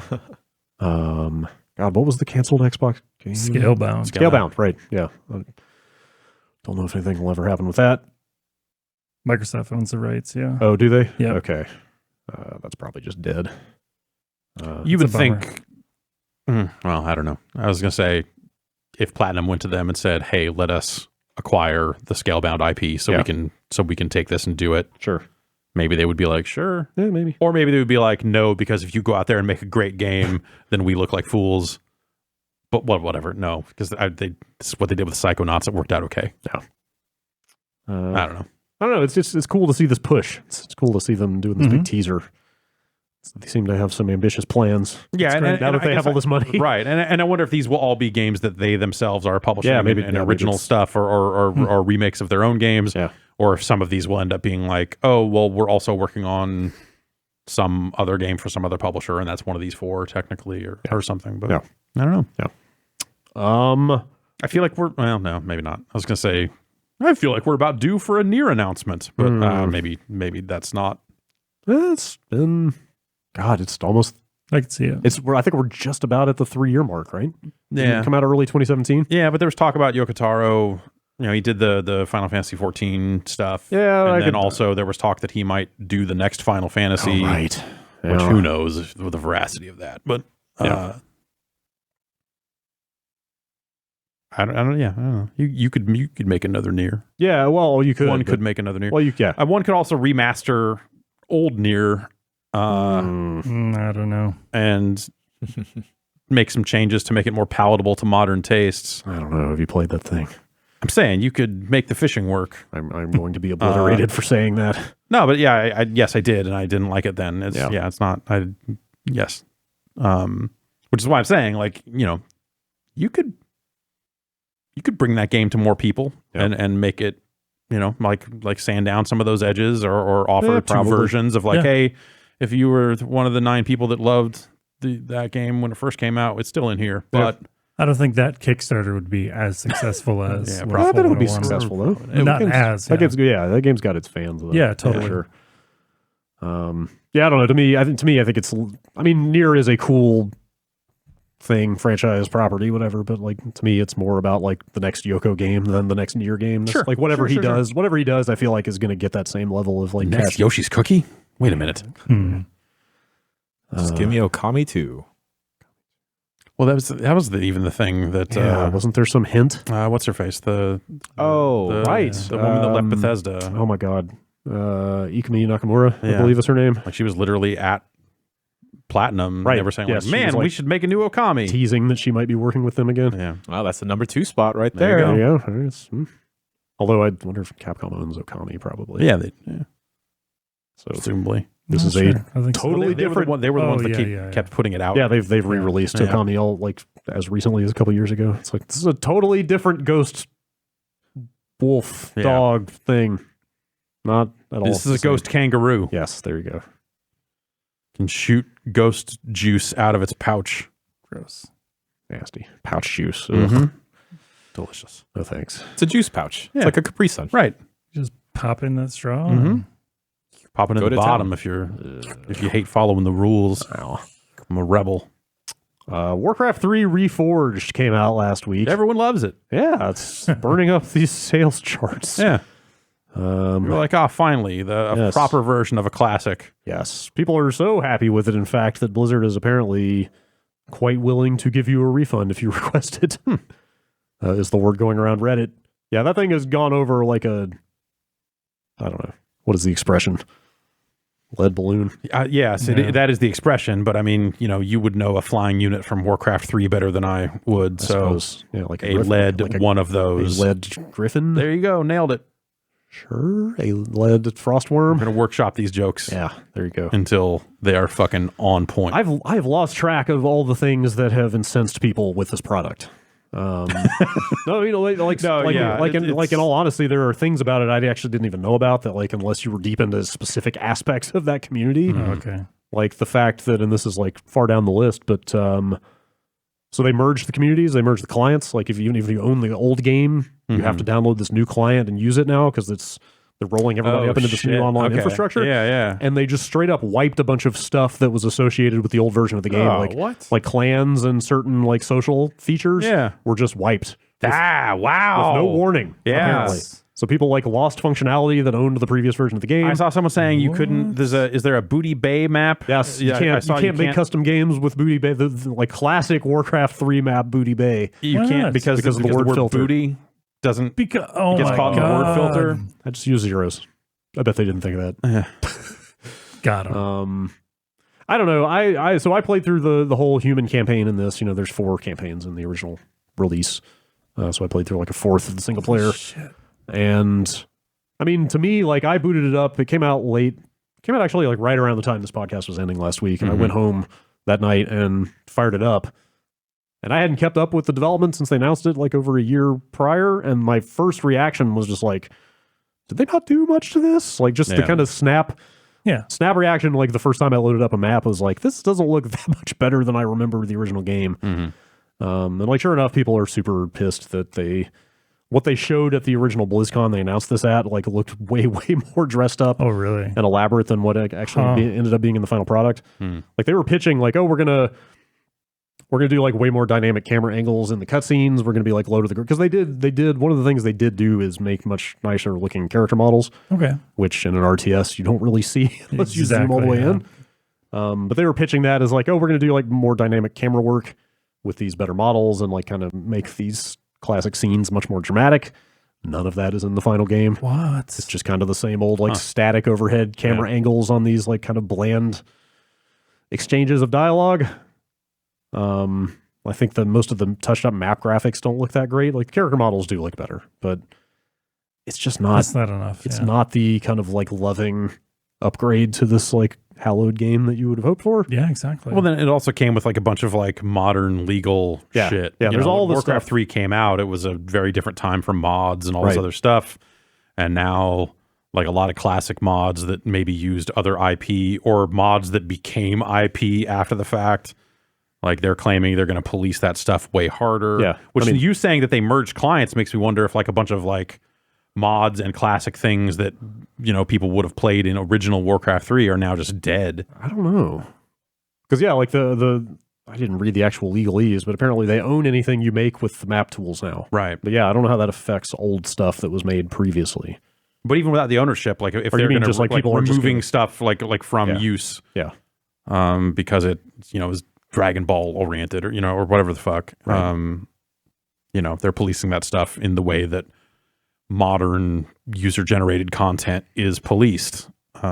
Which I get it, but yeah, that's my question, I guess, is like, does bringing those clients together and policing it, does that actually ruin functionality, like even more functionality from Warcraft 3, or suddenly like, oh, these mods, you can't use them anymore? I don't know. Like, I think custom maps still work. They did remove support for custom campaigns, which I've never used, but people certainly were not thrilled about that. I mean, there's a ton of stuff. There's a bunch of like bad UI issues. Like the post-match stat stuff is broken, which in a competitive RTS seems like a pretty big oversight. It's just a lot of little stuff that have added up. All right, we're gonna go around the room here. Count down. What year, let's say, do you think the company will rename itself to just Activision from Activision Blizzard? You're talking about the bigger company, not the division of Blizzard. Yeah, there'll still be a division called Blizzard. Right. The same way there's a division called Treyarch. Right. But the corporate entity that piggybacked on the reputation of Blizzard. Yeah. By like at what, assuming its name. Yes. At what point do they fucking punch out and go like, well, we milked everything we could out of this. All the people left. So After they came in, took the name, destroyed the culture, wrung it dry of value. Hey, that's how buyouts work. And then, well, this wasn't even a buyout. This was more of you're like right. Yeah, it was kind of this is more of a like an unfortunate circumstance of just corporate ownership changing hands. Yeah. Give me a year. Every single time Activision does something bad, I see people going like, why did Blizzard sell out? And I always go back to the Blizzard Wikipedia page and confirm that they sold out before they were even called Blizzard. Yeah. When they were still called Silicon and Synapse in the 90s, they sold out to like, Davidson and Associates or something like that. Yeah. Like they've been owned by a corporate parent since like before they got big. Yeah, so that's right. This was all like Vivendi oriented. So they ended up at Vivendi, and then Vivendi, what happened? They divested out of games and sold all the stuff off. I guess that's Activision. I think that's right. Got it. Yeah. Is that what it was? Yeah. Point being, like, it's like Blizzard didn't just make the decision one day to get in bed with Activision. Like that was they've passed between ownership for a long time. Yeah, I don't know. 2024. Yeah. Okay. 22. 22. Yeah. Whoa. When's the next Diablo coming out? I don't know if they gave a date. I don't think they did. Or they might have said it was this year. Oh, wow. I mean, it's always like a when it's done situation with them, right? Yeah. I thought at BlizzCon they said that they were pretty early on in it, even though that seems weird for a game they almost announced a year prior. Oh, yeah. Release date has not been announced. Yeah. So, who knows? That could be a next-gen game. That comes out in 2022. Everything else just fizzles out. I feel like I feel like it mostly depends on 24. what else happens with the rest of Activision, right? Sure. Yeah. Like if they figure their stuff out separate from what Blizzard's got going on. Mm-hmm. I don't know. I can't I don't know. What do you think? I come up think with an answer. 2022 is actually Yeah. like a pretty solid. That sounds maybe sure. I'm thinking, like pretty they'll solid get a number. couple releases out, do more stuff with Diablo, Mhm. and then I don't know. Overwatch 2 is still happening. Yeah, like the Blizzard name will continue to mean something to some number of people. Yeah. But all that, but like the Blizzard that you think of as Blizzard as a separate entity, all those people left. Like, right? I mean, there's or a lot of the people that would be the like defenders of that era of Blizzard, Like the names. Yeah. Most of them, like the Morheim and Rob Pardo and Chris like Metzen and all the names you heard about back in Yeah. like the 90s when the RTSs were Right. huge. Are So, all gone. now you look at it and Blizzard is this thing that's like, okay, why is Call of Duty under a separate partners tab? Why are we being weird about this when it's all the same company? And at some point, there's no one left to fight that fight, Right. and it's all just there. Makes me wonder if that's why it's if that ended up. Well, no, they couldn't have known then how things would go for Blizzard. I feel like, but like remember they were getting rid of the BattleNet name, Right. and then they were like, no, it's like. Oh, wait, that's a good name. That's a really good That name. we've been using for 20 plus years. Yeah, Maybe we should hang on to that. It's a really good name. It was a really good name for like, here's the Destiny launcher. Here's, the Call of Duty on PC there and like all that stuff. Like, it's just, I don't know. Anyway, they put out a statement dated, was this? Yeah, this was yesterday. Kind of standard that we hear you type stuff. Mm-hmm. They talk about updates that are coming, but it's mostly like real nuts and bolts fixes for some of those like UI bugs and sort of matchmaking and online and like infrastructure stuff. Huh. Like it just feels like there's fundamental things about the nature of it that are like not what it maybe could have been. Yeah, but they address the content stuff. As we talked about last year at BlizzCon, and to be fair, maybe they did talk about this. They're talking Sure. They're talking about the BlizzCon that was like 3 months ago, and maybe this did get discussed and nobody paid attention. But they say, as we talked about last year at BlizzCon, we did not want the in-game cutscenes to steer too far from the original game. We went a little deeper into the thought process behind that at the show, but the main takeaway is that the campaigns tell one of the classic stories in Warcraft history, and we want to preserve the true spirit of Warcraft III and allow players to relive those unforgettable moments as they were, albeit rebuilt with new animations and the higher fidelity art. I was going to say, then why do it at all? Right, Like, totally. Totally. Especially when you pitched it as this way more ambitious thing. And you look at things like look at what they did with Halo, those anniversary editions of toggling back and forth. Yeah. Like, hey, give people a choice between classic and modern cutscenes. Totally. Like, what you are could we very doing easily here? have included the originals with a toggle if you had wanted to. That just sounds like, coming up with an excuse for cutting the scope or budget or whatever of this thing. Who knows? And they outsourced it. Like was it done in house? I've seen that said. I don't know. I've seen some people say it was just some of the art that was outsourced, which that's very typical. Yeah, but also that's a big chunk of what's new with this. Oh, sure. I don't know. It's just I liked Warcraft 3 quite a bit back in the day, and this is just kind of depressing to see because I really hope for more. All that said, like, I kind of still want to play through the rest of it. I guess I'll wait until some of these patches come down now that they're saying they're going to do something to it, but I don't know. They're offering refunds. Yeah. That's a big deal. Sounds like some people on Reddit are saying they played it for a good number of hours and still didn't get any pushback when they asked for a refund. Sorry about your game, Brad. Yeah. That sucks. Yeah. Also, playing that game is a weird reminder of like, it's like right on the cusp of before production values really started mattering in games. Does that make sense? Yeah. Like because they kept all the original dialogue and like, there are spoken lines, there are like speaking parts in that game that are like, that really does not sound like a professional voice actor. That is totally a member of the accounting or development team, isn't it? Like even Arthas, it's just got this like weirdly like flat delivery on everything. Yeah. Like it feels like a game from before the time when like cinematics and it's like, if we put a little more effort and money into this, we get exponentially better results. Right. Yeah. It feels almost like a weird artifact in some ways.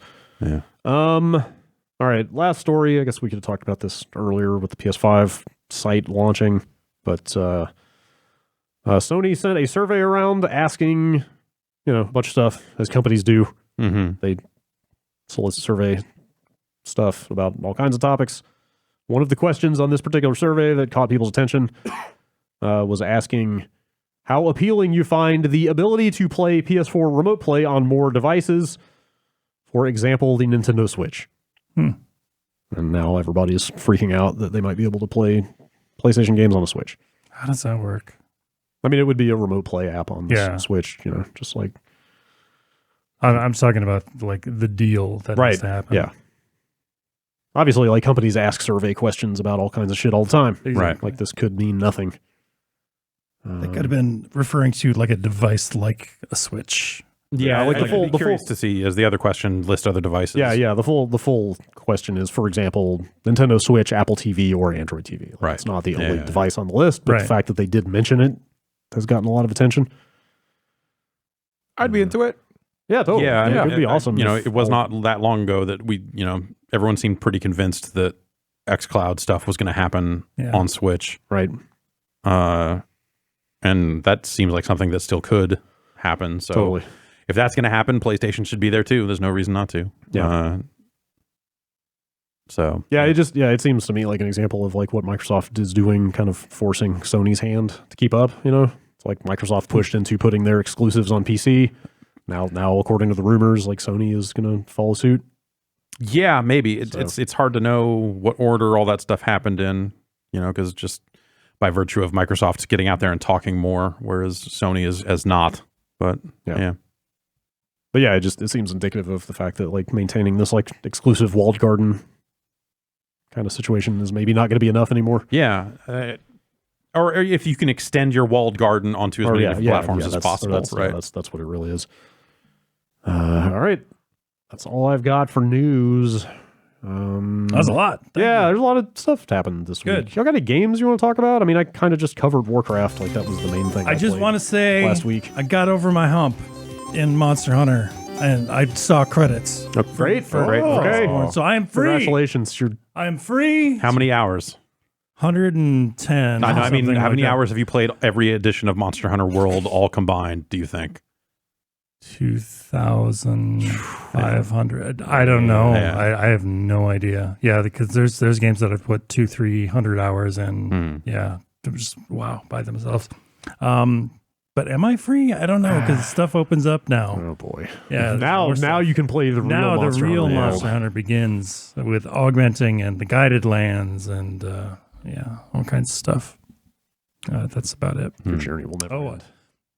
The PSO bug bit me. So the PSO2 client is now downloadable. Oh, it is? Okay, yeah, because that's starting this week. Yeah, the 7th. Oh, you can download it, but you can't play it yet? You can preload it, and actually boot it up and stuff and try and connect to a server, but it won't let you. So my lust for PSO, I tried to load up, like one of the private servers like FNA or whatever.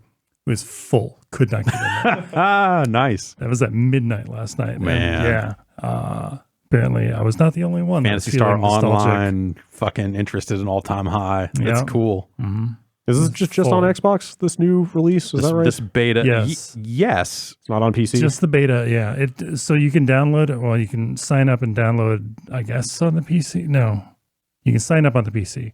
But it is going to be available for the PC, I think, when it launches. Yeah, I think this closed beta is just limited to the Xbox. Okay.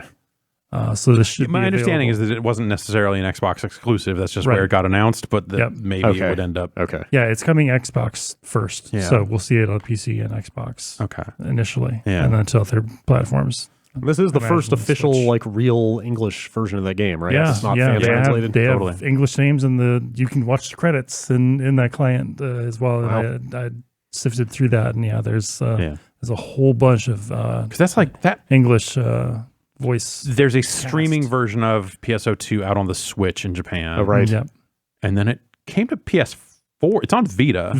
But did it also I don't come know to if PS4? I don't know that it came to PS4. I'm not sure. This only took 8 years. Yeah. It's weird, right? PSO2 came out in 2012. I got an email from someone at Sega saying, hey, do you need anything about PSO2, which is coming out in English? And I was like, that's fucking crazy. Yeah. That's so weird. Need everything, by the way. Yeah, well, yeah. Feels like we should be on a PSO3 by now almost.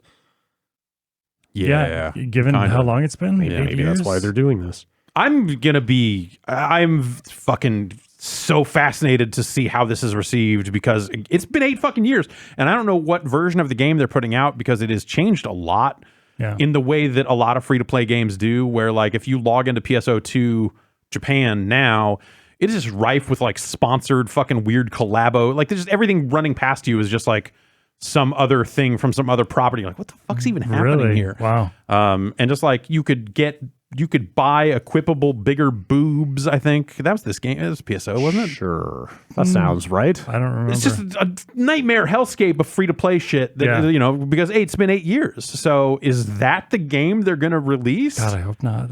But minus whatever license stuff that only makes sense for Japan. Yeah, like, that's a tricky thing. You know, and they've added a lot of content, so I wonder if it's going to end up being like a worse version of the Monster Hunter World PS4 PC thing, where they're going to release like vanilla PSO2 in English and like a handful of the first updates. Because I think they did. I want to say they said that, hey, the updates will be coming in English or will be in English or whatever. Cool. But I don't know if that's like day one or will they have some cadence where they're like, oh, it's just straight up vanilla PSO2 for a while. And, hey, we added a new level. Spend another 8 years updating it. Right. Yeah. Here's some rappies. I want to say they said what they were doing and that they were going to have at least some of that content there. But like they reworked the way characters level up, I want to say. Oh, really? There were definitely cases where like I would log back into PSO2, 3 years later or something and be like, oh, fuck. Like all these poorly translated menus that I had wrapped my mind around last time are now fairly different. And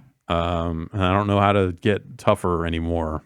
So I bounced. Yeah, as soon as that English patch came out, I tried it out initially, and then I'm like, okay, no, I can't. I still get multiple emails in Japanese all the time from like the PSO2 Sega account, and then whatever other like Sega marketing. It's like, hey, we got this mech game in arcades now, and I'm just like, unsubscribe, but there's a CAPTCHA, and I can't solve the fucking CAPTCHA. Of course not.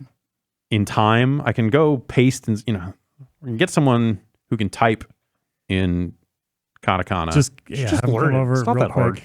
I thought about it. It's really not that hard. It's like really when I look at it, I go like, this is totally doable. But you could learn to read a decent amount of Japanese if you just learn kana. Yeah. You can distinguish between 1-player and 2-player when you play import games. I feel like one's above the other. It's not stereo and mono. Learn the important shit. Yeah. I really want to see how people receive that because it's stuff that. Like, are you guys going to play it in earnest?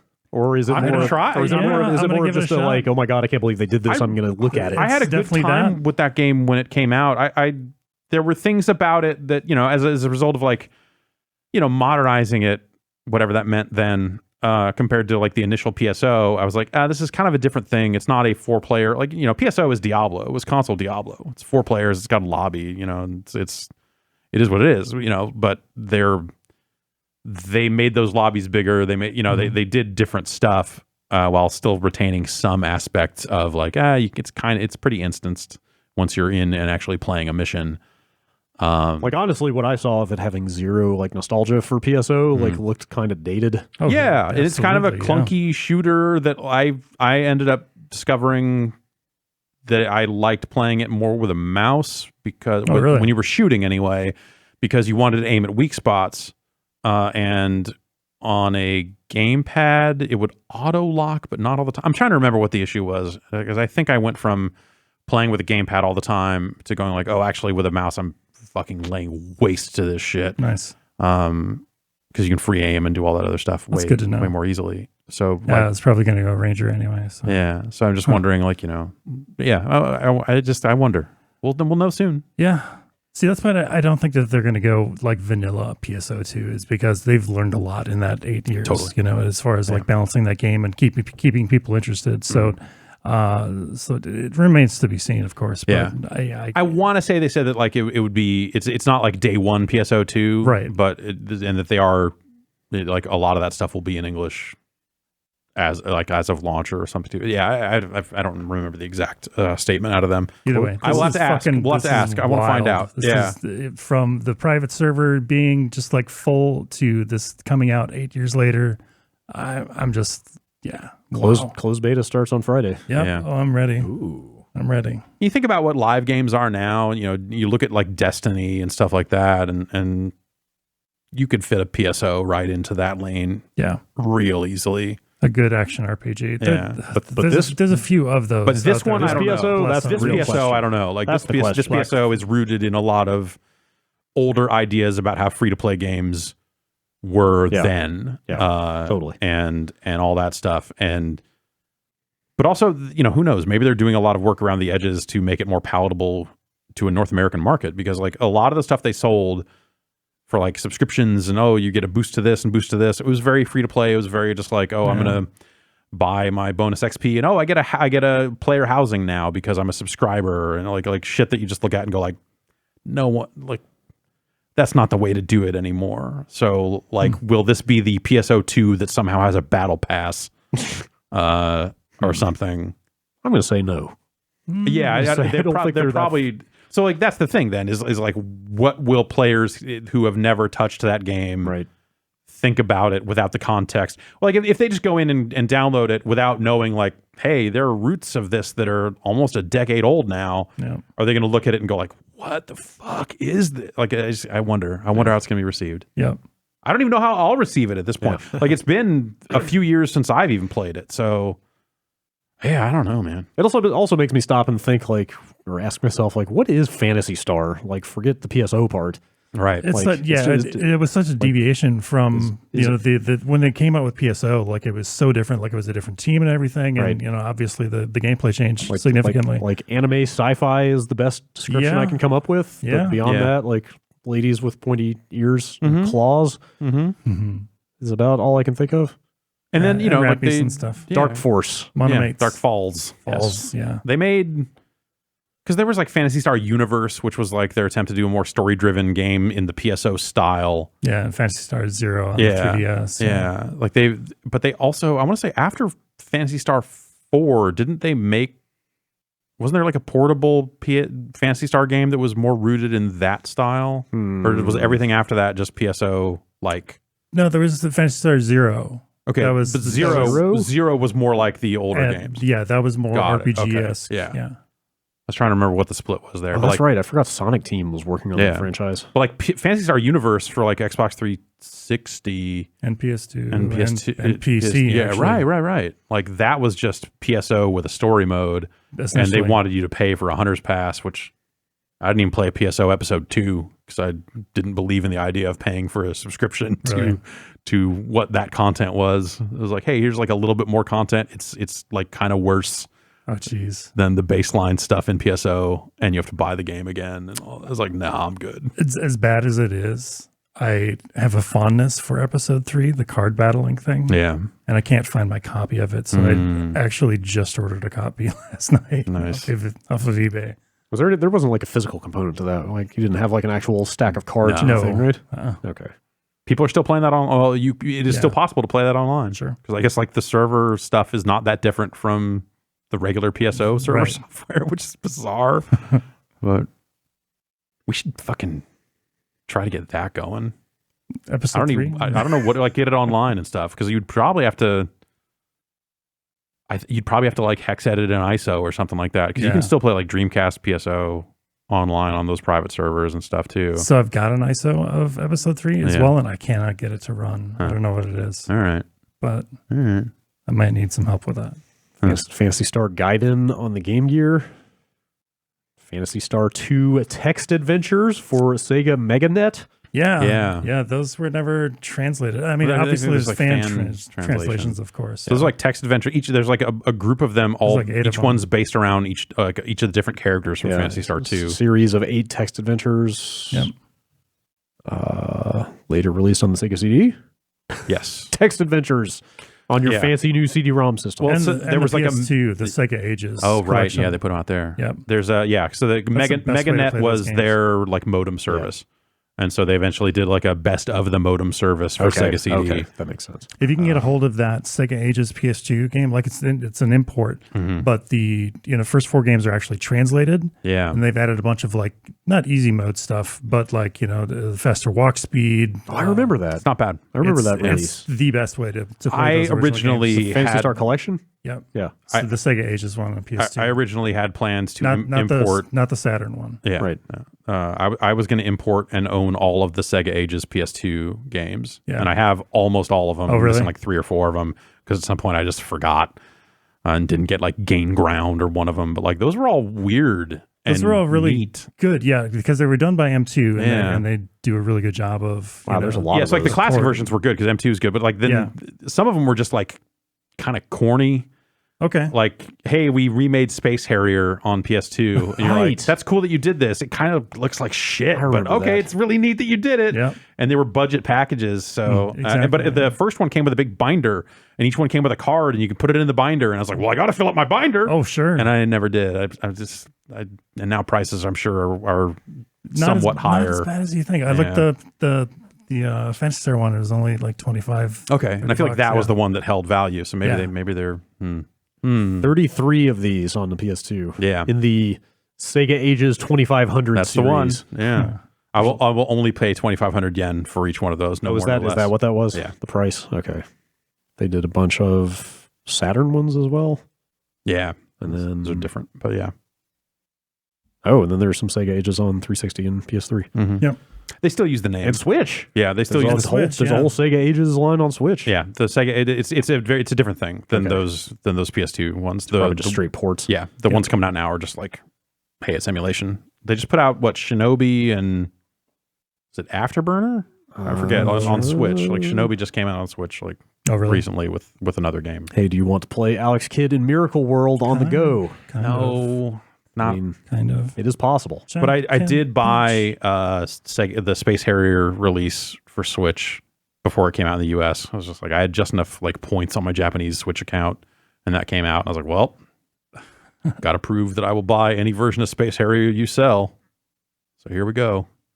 Save the rest of those points for G-Loke Air Battle Fucking A. coming soon. Y'all got any other games you want to touch on real quick before we go to break? Yeah, I got the Dark Crystal Age Oh, of yeah. Resistance Tactics. Yeah. It's out today. I think? Out today, Yeah. yes. This is good. So in my head, I got Dark Crystal confused with Labyrinth. I think it's just Easy to do. Jim Henson Jim stuff. Henson. Sure. Labyrinth is the good one. Yes, Yeah. yes. I now remember the Dark Crystal, watching that as a kid, gave me nightmares. So now Skeksis are serious. yeah, so now I'm just having nightmares as I'm playing this game. So yeah, it's a tactics game. It's kind of very basic. I'll say it's based off of the new Netflix show that's out now. People seem to like. I've seen. Yeah. I've seen pretty good response to that show. Yeah, it has like the show actually has like a wide array of like really well-known names as like the voice actors, which makes this release a little bit of a bummer because there's no voice acting at all. There's some generic like hit stuff of like Is this on PC? What is this on? It's on PC, Switch, PS4. I'm not completely sure if it's on Xbox. It's going at like $20. $20. Yeah. It's a very bare bones tactics game. If you're familiar with the Final Fantasy Tactics games, it's just like that.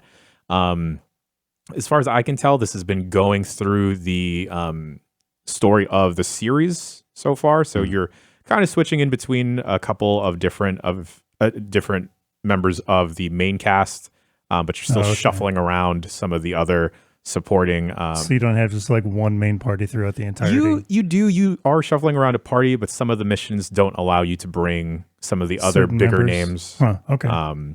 So you're kind of maintaining a bigger party on top of the main characters you're unlocking as you go. It's very bare bones because there's, as far as I can tell from what I've played so far, the items are all just equipable stuff. There's no using potions, no ether type deals. Really? Wow. Yeah. So any type of healing or recharging of your MP has to be done through by spells abilities or whatever. Yeah. And is a very small job system where you can double up on jobs as you're leveling up, which is neat. So you can have like a mage type character double Mage up. Skeksis. Yeah, well, Wow. you can't play as a Skeksis. Oh, as far as damn I it. know. As far as There might be a good one later on. Yeah. I don't know. I haven't watched the Wait, show. is that the singular Skeksis? Yeah. Yeah. Okay. I always thought it was Skeksis. I Is that think not right? Skeksis. I think Skeksis want peace. Yes. No, they're bad in this. Yeah, I know, but that's what they say. Hmm. Skeksis want. That's Also, what You weren't kidding. The voice cast in this is gigantic. Oh, yeah. And full of award winners and Jason Isaacs, Simon Pegg, Helena Bonham Carter, Eddie Izzard, Yeah. Sigourney Weaver, Mark Hamill's there. Mark Hamill, Bill Hader, Andy Samberg, Aaron, what's it called? The Kingsman guy is in there too. Is one of the main characters. Yeah, it's okay. It's just okay. Yeah. It's a little bit All of right. a bummer. The tactics stuff, you wind up. I don't know if it's because I'm still fairly early, but you wind up overwhelming the AI pretty fast once you get the feel of everything. Do you know, is it cheap? It's $20. $20. $20, Okay. Yeah. But have you guys, on the subject of tactics, have you guys seen the FF Tactics Battlegrounds thing floating around? Oh. Okay, this is wild to me. So this is just like Salty Bet, where it's like yes, AI I did. playing Yes, against now AI. I know what you're talking about. Yes. Yeah, but it's just Final Fantasy Tactics, AI against AI, 2 teams of 4, and then people are just that are watching are just betting on it. Oh boy. And it's just like sped up times 4, and it's wild. It's great. That sounds Have you great. seen Salty Suplex? Oh no, what is this? Is this Fire Pro? Yeah. Or? So it's someone running a modded Fire Pro, like at again like 4 times speed with like a ton of created characters. Oh shit. Ronald McDonald is like so you just get these ridiculous matchups. Ronald McDonald is on- like the Brock Lesnar of wrestling. Prop, right? yeah, exactly. Fast food and stuff. Yeah. So it's just like all the custom like canvas icons, all this other stuff, and they'll have a champion, and the champion will defend there's no betting involved. Okay. It's clean. So that last time I looked at it, you could like cheer for one character and they would get a slight stat boost. But yeah, there was no betting implemented when I saw it, but it's not, I don't know that it's quite running 24/7, but when it's running, give it a look. It's on Twitch somewhere. You check that out. Yeah. Yeah, the battleground stuff, it looks like Final Fantasy Tactics on like crack. Which is great. I love crack. That sounds awesome. Also Dark Crystal, I just don't like the design of any of the things in it. I wonder if they're going to keep doing that. They seem to keep pumping out little bite-sized games along with, like they did the Stranger Things Oh yeah. Right. game, Oh, yeah. yeah. stuff like that. Yeah, there's like on the splash screen, there's like a giant like Netflix logo that'll like take you to the show page. I started playing Ministry of Broadcast, which is a platformer, came out end of January. Oh, I was getting that mixed up with Not for Broadcast. which There's is a quick look at that up on the site. That's like a FMV management thing. This is like a Prince of Persia flashback style controls of like walk up to a ledge, jump up, climb down a ledge, that sort of stuff. Interesting. It's got like a pixely art style. Sounds cool. It is On Steam? Yeah, it's on Steam. I think it's also on Switch. I don't know. Anyway, it's on Steam. Okay. And like the plot trappings of it are interesting. It's got this like very just kind of like Orwellian surveillance culture, cameras everywhere type thing. And you're basically, but also it's a reality TV show. And so you are trying to win this reality TV show so that you can cross the wall and be reunited with your family. So then along the way, there's stuff like, I had to get other characters to fall onto spikes so that I could step on their bodies Holy to shit. make it. And you're you're lining up situations where you're sicking dogs on other cast members who are playing cops in that day's episode, and just because they're in your way and they have batons and shit. So you're like, well, all right, fuck you. And so it's this, and then so there's at least in the early going, maybe an hour in. There's been just enough downtime between like days of the competition where you're kind of like seeing these people again, and they're like, "Man, you really fucked me up," or "They gave me extra armor, so I didn't really die on the spikes," aha, or like that sort of thing. But also, there's this kind of heat of the moment. I'm murdering all these people.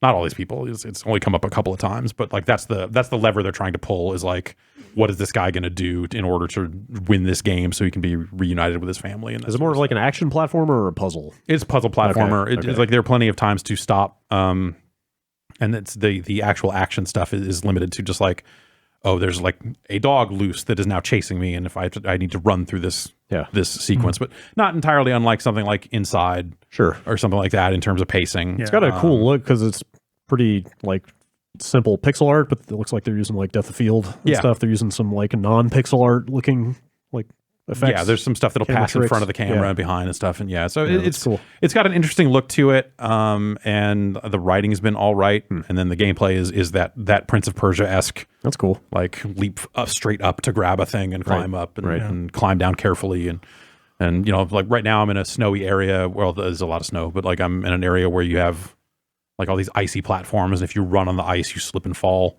Which is bad. So, there's a lot of cases like, I'm sliding on the ice and I can't get off it and I fell to my death over and over again. Or, whoops, I fell into this flaming dumpster because I jumped wrong. And, That happens a sort of lot stuff. in Yeah, Minnesota. totally. Awful lot of games about dystopias of various kinds. Yeah, all of a weird. sudden, Weird. lately. Coming Go out figure. all at once. Huh. Like, I've been working on them for the past year or two. Yeah. Wonder why. Mysterious. It's neat. Yeah. That sounds cool. I might have to give that a look.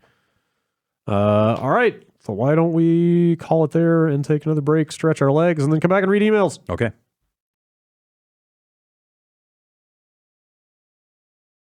It's that time again. What time? The email time. Bombcast at China. Tremendous. Yes. I was going to start with this email, but without Ben here to back me, fuck. Just going to read it anyway. Yeah, that's right. Do it.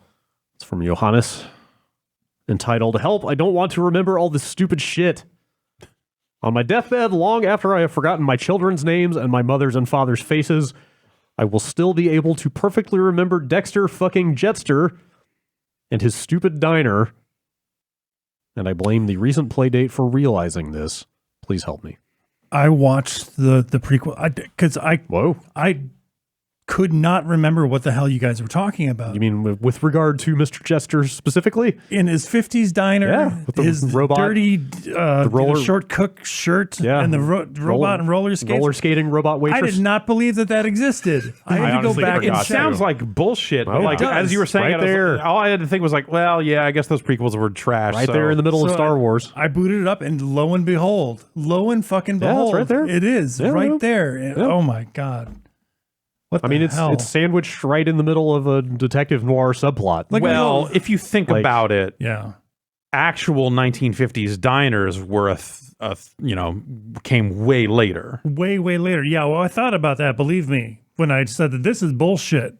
So that's the original. Dexter Jester is yes. the original 50s diner before the 50s had even happened. He was a trendsetter. Yeah. He made it happen. Yeah. He willed it into existence. The Oh my Bobby God. Trendy of his day. They have opened a Star Wars park in Disneyland, and they have a restaurant there that's just boring Star Wars themed. Why not do it like this? Because Have an animatronic Dexter Jets, whatever his name is. No. They probably don't want to just Build a Dex's Diner right there. probably don't Yeah. want to pull like that kind of prequel shit. Oh, like yeah. people would people would love it. people would go and fuck it up, wouldn't they? Yeah, but there would also be a large group of people that some would love people it. Yeah. have blacked that I was out gonna say people would completely. show up to that thing and just be like, "I'm gonna take a shit on the seat in here." Yeah. Me. And then people would take a picture next to the shit and be like, Yeah. wow, remember the prequels? I love them." Hashtag shit. Yeah. I think more people, or at least more vocal people, might like the prequels now than hate them. Enough time has No. passed I that, don't know. that they're safe to, Oh, to yeah. express themselves. They're It's the people who were god-awful. kids when they came out are legion now Oh, geez. This guy. as adults. Yeah, you get it. Yeah, I like 3. 3 is great. Okay, maybe not great. No, good. it's not. It's back to that conversation between good and great. Okay. Yeah. No, it's not. Yeah. They're all bad. Would you give it a 7 or an 8? Ooh, 7.5. See, that's good. Yeah. Oh, okay. Here's a question from Zach. Have you ever noticed that pop star Lizzo sounds a lot like Mussolini from Parappa the Rapper? Huh? I don't remember what Mussolini sounded like. I would need a clip. Yeah. It's been a long time. I can kind of call to mind what he looks like. We need clips of both. Mussolini, she was the lady from the she was the cop, like Was the it a she? Oh, the right. driver's license. Okay, stuff. I didn't remember who that was at all. I think that's the level, right? Sure. Okay, this is the PSP version of the game that we Yeah. have. That's probably fun. So it should be the same audio. When I say boom, boom, boom, you say bam, bam, bam. No pause in between. Come on. Oh, That's okay. Jam. Yeah, I remember. Okay. Okay, let's get some Lizzo in Yeah. here. Yeah. Oh, I could do Lizzo. That's Let's get some Lizzo in here. Crystal ball, that's cool, baby. So it's Yeah, okay. Yeah, I can sure, hear it. I can hear it. shining everybody. Yep. Yeah. Yeah. Yeah. Sure. I think Yes. you're onto something, Zach. People sound the same. sometimes. Also, did they really just have a character in that game called Mussolini?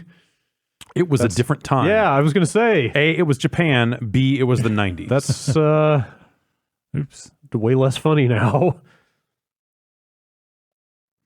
Anyway, moving on.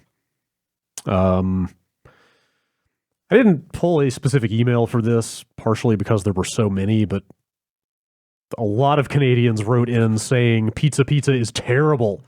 What? I don't Are think there you was saying Brett the Hitman Hart would endorse pizza that was not good? I don't think there was I couldn't find a single person that wrote in about pizza that didn't say it was absolute garbage. Wow. It was a very strong united front on that subject. Wow. So He just wants to crack the cardboard. if you're ever in Canada, Don't. seek pizza elsewhere, I'm going to say. I don't know. Forrest from Long Island. Is the decline of E3 in parallel with the decline of the shopping mall? The internet has made both of them out of place with the new ability to shop online and distribute news easier. And the companies doing so are able to do their thing independent of a large organizer. Also, both have a recent focus on interactive spaces and I experiences. was about to say, like, the thing in one of my nearby malls that is like the newest and seems to be one of the more trafficked things is like a bounce house or like a thing where you can rent like it's like four-legged animals that are on wheels that are like wow. go-karts. They wouldn't let me rent one. That's Oh, fucked wow. out. What? Yeah. I thought you were going to say, it's like a VR room or something. Yeah, They no, have it's straight like- up like They do have animals those. and go-karts. There's one that has like it's like a bungee. It's like a swing. You know, how baby swings like you get all the way in them, stick your legs through, and all that other stuff. It's like one of those, but it's attached to like bungee straps, and then you bounce up and down. Huh. Like a baby. Yeah, This is sounding less like a mall and more like a county fair yeah, or something. but like a really bad one. Yeah. It's getting there. Yeah. There's also a Dippin' Dots machine. Yeah. Of course. The It's future not of- great. It's the future of ice cream. What are you talking about? You're right. Yeah. I want fresh Dippin' Dots. Yeah. Speaking of E3, Ben in Cincinnati. A lot of talk and coverage about E3 has been negative, not only this year, but seemingly over the past several years running. Could you imagine a near future where you don't feel compelled to make the trip to physically attend the conference anymore? What could you imagine would be the cascade of events that would cause that? I mean, it's the thing, like us personally, the main thing we get out of E3 is being able to get a bunch of people in the same location and conduct a bunch of interviews and like basically do the nighttime show. Yeah. So as long as there's enough people from the video game industry attending that show that are bookable, meaning they're open to doing some press, whether that's as part of a like, oh, we're here promoting a game, or hey, we're just here.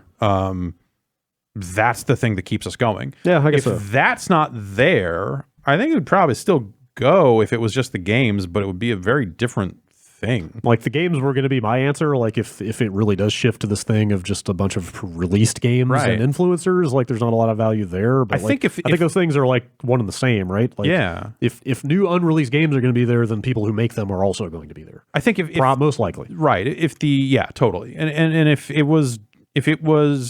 that aspect of it went away and we weren't doing the night show, we would not send everyone, I bet. And we would probably just send down a focus team that would be like, go take the appointments and see the games and come back with footage. Or hey, we're going to have enough video production down there to turn these videos around quickly so they're timely or something. But it's mainly just go to these meeting rooms and see these games. Right. It's hard for me to imagine only one of those things going away.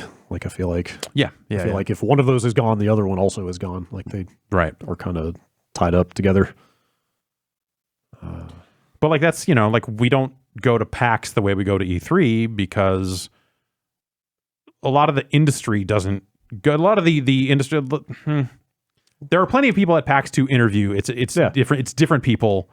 And it's something that like the cost of doing like a nighttime show and trying to set up that interview around PAX would be a much dicier proposition. Yeah.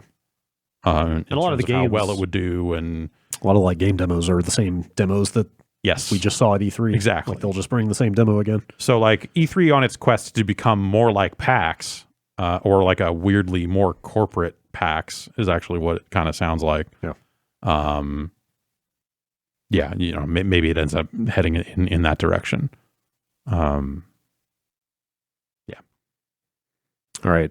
Email All-Star Nathan from Tumwater, Washington. He always starts his emails with "Hi." Hello. It's just very That's a Tumwater tradition. cheery. Hello. Yeah, it's Yeah. very polite. That's the Tumwater hello is what they call that. Would you rather have Mexican or Chinese food for the rest of your life as your only food? Mexican. Yeah. Mexican. It took me, I had to think about it for 5 or 10 seconds, but that was where I landed Yeah. Yeah. as well. I can totally get sick of Chinese food for sure. But Mexican? No, man. Give it to me. Bring it on. Yeah. I mean, it's not an easy decision, but I guess Mexican food. I guess you sold me on this because I was initially all set to say Chinese food, but now like, Yeah. That's kind of my there's go-to. so much variety in Chinese food. yeah, that's for sure. Same with Mexican food. Yeah, you're right. There is. Not a ton of variety in Mexican food. I could mess up some rice and beans right now. Yeah, I could too. Seems like it might be a little easier to eat a little healthier with Chinese food. Maybe. Hard to say, though. I I think don't know you about could- that. Mexican food there's a wide net there. Yeah. That I guess so. you Just kind of stayed away from tortillas and stuff Yeah. all the time. Cut down your carbs. No. I'm not saying I want to. All right. Okay. I say, what if you just combined the two and were making burritos Okay. that have chow mein in them? Okay. Yeah. Can see it. I'd have to live a life without any fortune cookies, though, if I chose Mexican food. Mm-hmm. Unless we start putting fortunes in random Mexican food items.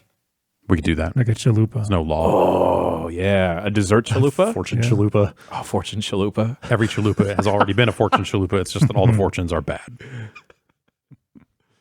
Shit yourself again, huh? Let me sorry, I just need to write down fortune chalupa real fast Okay. for no particular reason. Here's kind of a related email with photographic evidence from Luis.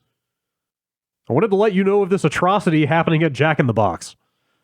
All right. This weekend, I visited my local Jack in the Box to destroy those tiny tacos. Yep. Yep. I was excited to find them. The and- after show favorite, tiny Yeah. tacos. We've been discussing them for weeks. Yes, Go I on. was excited to find them and couldn't wait to get home to eat them. That feeling quickly disappeared when I pulled up to the drive-thru window and saw a store-brand box of mini tacos on the table. This happened after I Dope. paid, so I couldn't just leave. Did I really just buy store-brand mini tacos? I'm not naive enough to be mad that they are selling frozen mini tacos, but at least make them Jack in the Box branded. If I wanted store tacos, I could just get them at the store. Maybe they're so hot they ran out of supply and had to go to a local store all right. to get more. That said, I still ate them and they tasted fine. Not sure what that says about me, but I'm okay with it. Yeah, maybe there's just such a run on mini tacos. That's entirely possible. If you are not a listener to the Giant Bombcast Aftermath, I'll give you the shorter version of my take on the tiny tacos. They're okay, but not as good as the regular tacos Yeah. they sell. Yeah. They're had different. They're they had it's a not little the bit same of meat. cheese It's in not them. Yeah, okay. Change it Well, up. so if you get them loaded, they pour the cheese over it. It's not the same. Yeah, though. it's not. That's and also that's a fucking mess. Yeah. Yeah. I like that it comes in like a Chinese food looking container, though. Right. That I'm all about. Yeah, That's the future I want to live in. exactly. Eating tiny tacos with chopsticks. Mm-hmm. Ooh, okay. That'd be a way to navigate the loaded version that has a bunch of shit poured over them too. There we go. But yeah, I would rather just get regular tacos from a Jack in the Box Mm-hmm. That's because fine. it was not the same quality of meat. It was Yeah, a different. The meat doesn't taste the same. Yeah, it was a different And then- thing. Yeah. Because they're store-bought. Because maybe they're store bought. Yeah, I don't know. That's The one time I had Jack in the Box tacos, I remember not being sure if it was meat in there or not. There you go. Yeah. I was like, this could be some kind of bean paste. This could be a version of meat. I'm not sure. I think the Burger King tacos are good. They're very similar to the Jack in the Box tacos in concept, at least, but different. I finally broke down and got an Impossible Whopper last week because I figured Oh, it was yeah. just the easiest way to try the Impossible meat. Yeah. It was fine. It was pretty good. It's pretty good. Yeah, that's fine. Like, maybe it's because I knew, but I felt like I would have been able to tell the difference. Mm-hmm. Like side by side, there's something a little planty about it. Yeah, for sure. You can kind of tell, but it's pretty close. I went to a Carl's Jr. not too long ago and got, I think they have Beyond meat, I Okay. think, and got one of those and pretty much exactly the same. Yeah, it's not bad. Yeah. It's not bad. It's like it's a far cry from like the old, I don't know, like Morningstar like veggie burger type stuff. Yeah. Oh, God. Yeah. They're still out there doing that. Yeah, I mean those are fine. Morningstar makes there's a breakfast sausage. Yeah, like that they stuff. do That I stuff's think fine. is It's more obvious what it is. I think I might like that better than actual breakfast sausage patties. Yeah. They're just so greasy. They're so fucking greasy. I remember sausage patties, man. I remember a friend during Lent would pack Jack in the Box tacos on Fridays because you can't eat meat, and he would insist, like, no, these aren't meat. I swear, he would say it's either beans or tofu or something like that, and he would like hardcore just eat them right in front of the priest. Nice. Eating tacos. Whoa. Found a loophole. Yeah. Like, don't worry. This is made out of like newspaper and spit. Covered in cheese. Yes, Yeah. the actual meat content is below the threshold. It's negligible. Yeah. Paul from Michigan. We've seen some pretty strange remakes and upgrades recently, such as Spyro, Crash, and Medieval. And I was just curious what roadblocks are in the way of the Legacy of Kain series getting a touch-up. Except for the first game, they are all available on Steam and GOG for under $10, but they're mostly stuck in the SD era. With all but one of these games being worked on by the amazing Amy Hennig, people might be willing to give these games another look if they got a fresh coat of polygons. I think the story about time-traveling steampunk vampires in a post-apocalyptic world still holds up. Totally. Yeah, those games were very well liked up to a point. Yeah. It's weird to me because I've only ever played the first actual Legacy of Kain. Like, he's basically just talking about Soul Reaver here, right? I'd assume. Yeah. Is that... At some point, aren't all the rest of them called Soul Reaver? They eventually did. I want to say they eventually just did a game called Legacy of Kain 2, and that's different? it was in the style of the Soul Reaver stuff. Okay. But Yeah, it had Cain like and story-wise, Raziel. yeah, story-wise more Right. attached to the original Right. Legacy of Kain. Blood Omen. Yes. Legacy of Oh, Kain. right. That's the actual name of that game. Yeah. That's the only one I ever played, and it's like, my understanding is it's a completely different game from Yes, absolutely. from the Crystal Dynamics ones, right? Yeah, that first game is like a top-down, It's like a Zelda-ish type game. Dennis Dyack. Yes, like Gothic Zelda. Yeah. And then what are the other ones? Third person, behind the back. action. Yeah. Okay. You die and go to a different world. Also, there come was back. definitely no like time traveling steampunk business in that first game. Yeah, no. Game Just a guy saying, Faye Victus, Victus over and over again. That game took itself very Yeah. seriously. I don't know. Like, who owns the rights to that? Weren't those IDOS Square games? So yeah, like Enix, Square Enix owns yeah. Soul Reaver. Maybe Legacy you of Kain. could, you could kickstart that on their weird program that yeah. brought us that Fear Effect game that Right. no one played. Huh. Sure. And should not have. Oh, yeah. Maybe somebody's working on a new one or something. I don't know. That would be cool. Speaking about remasters, Naughty Dog was doing a stream while we were doing this of just Jack and Daxter. And it was just Jack, just This show? Yeah. Like just now? Just now, earlier today. The just, first one? Yeah. Just standing idle. And like they didn't Huh. update the title of anything. It still said a stream they were doing from last week. But it was just Jack just standing there. Just someone just pushed the stream button and I had guess so. Jack and Daxter running. Yeah. Did it come off like an accident or like a tease? I don't know. It might have been an accident because I was checking on it periodically and it was just Jack still standing in the same place. I don't know if I have a lingering fondness for that first Jack and Daxter game. That was a good ass 3D platformer. I enjoyed them. Yeah. When did they last redo those? Was that PS3? I want to say they No, there's a PS4. I bought there's a PS4 Yeah. release like collection that I bought that was like okay, like it has trophies and stuff, but maybe it was not as like HDified as you might like. What if they made a new Jack and Daxter? I'm about as indifferent as one could be. What if they made a new Jack? Wow. What if they made a new Jack Combat Racing? Yeah, that too. Oh, you mean Jack X? Yeah. Jack X2. Jack X. I don't think those GTA games hold up as well as you might like. I think I revisited 3 and it was okay. Yeah. Because they toned down on the GTA stuff for 3. Yeah, right. It was a lot more like dune buggy desert stuff, right? Yeah. With guns. Yes. They turned it into a weird shooter. That first game, pretty cool. I was on the Ratchet and Clank side of that divide. You had to choose one. Yeah. Well, that was a shooter from the start. Yeah, Like totally. Ratchet and Clank games were shooters, and first Jack and Daxter was almost like a Mario 64 type situation. That's the thing, though, is like all the control and stuff around Ratchet and Clank that's not involving shooting. I was just about to say it was pretty much Mario 64 with guns. Yeah, sure. But What about the Sly Cooper side? I love some Sly Cooper. Everyone can agree on Sly Cooper. I think so. Everyone can agree that they want to read the Thievius Raccoonus. In a heartbeat. Yeah. Man, Sony had a lot of colorful, whimsical platforming character mascot type stuff Yeah. back then. They were all great in PlayStation All-Star. And then not so much anymore. Andrew from New York. I'm writing in to talk about the one time we accidentally made an edible alcoholic cube. Okay. I work in food, and around 2012, my friends told me about 2 different candy plus alcohol infusions for parties. I got the 2 mixed up. One gummy bears with rum, the other vodka mixed with bears. Jolly Ranchers, and tried to melt gummy bears into rum to make the concoction. It ended up being this super sticky mess, but we decided to put it in the fridge. It then later hardened back into gummy form and was the shape of the quart container. We took it out that weekend and decided to take pieces of it while we played games and watched YouTube videos. The results, some pieces were amazing, a great blend of the 2, but most of them had way too much alcohol. We dubbed them Rummy Bears and wanted to try them again, but never found the time. It could totally work, but measuring out the alcohol properly is very important. P.S. Jägermeister is banned from my house. I don't think I need to explain why. Good call on that one. Yeah, I'm trying to think and if good call on the name as well. Yeah. I wonder, how do you keep the alcohol evenly dispersed Yeah, I through wonder. the I don't know. solution? No idea. Because the weight of that, would You the would have to alcohol mix float it. over Kind of time? motion or something? Some kind of, I don't know. Yeah. Light mix it motion every- while it hardens? Yeah. Yeah, maybe you just need to stir it every so often. Yeah. But would that It's- prevent it from hardening? No. No, I think it would eventually solidify. Okay. Yeah. Yeah. So maybe you just would need to tend to it a little bit more. Yeah. Right. But that sounds, delicious. I could go for a rummy bear right now.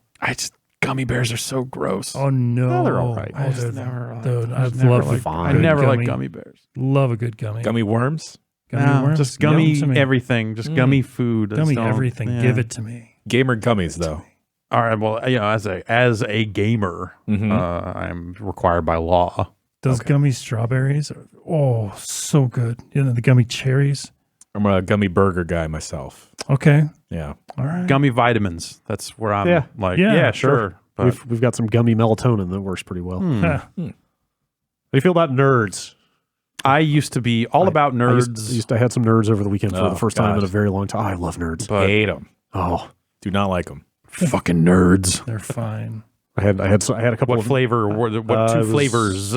Well, so they were They don't come in the 2 flavors. they were anymore, do actually they? I don't know, these were actually nerds ropes. Oh, see, nerds rope. No. It's like a gooey Gummy- gooey yeah. rope with Yeah. nerds stuck all around the outside. Nerds rope is where I punched out of nerds completely. I'm like the nerds IP. I'm done. Sure, they were free. Okay.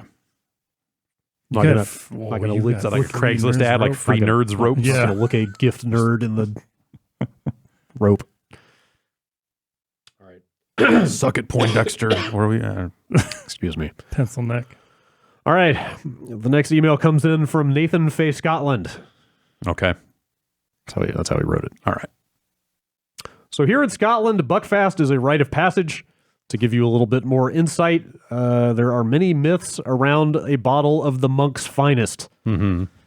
Many believe that the number on the heel of the bottle indicates the sweetness of the bottle, the idea being the lower the number, the sweeter it is. I don't actually believe this is the case, however. It was always the norm to ask someone what number they had when you had all received your, quote, carry-out on a Friday night. Yeah. Other myths and bad practices.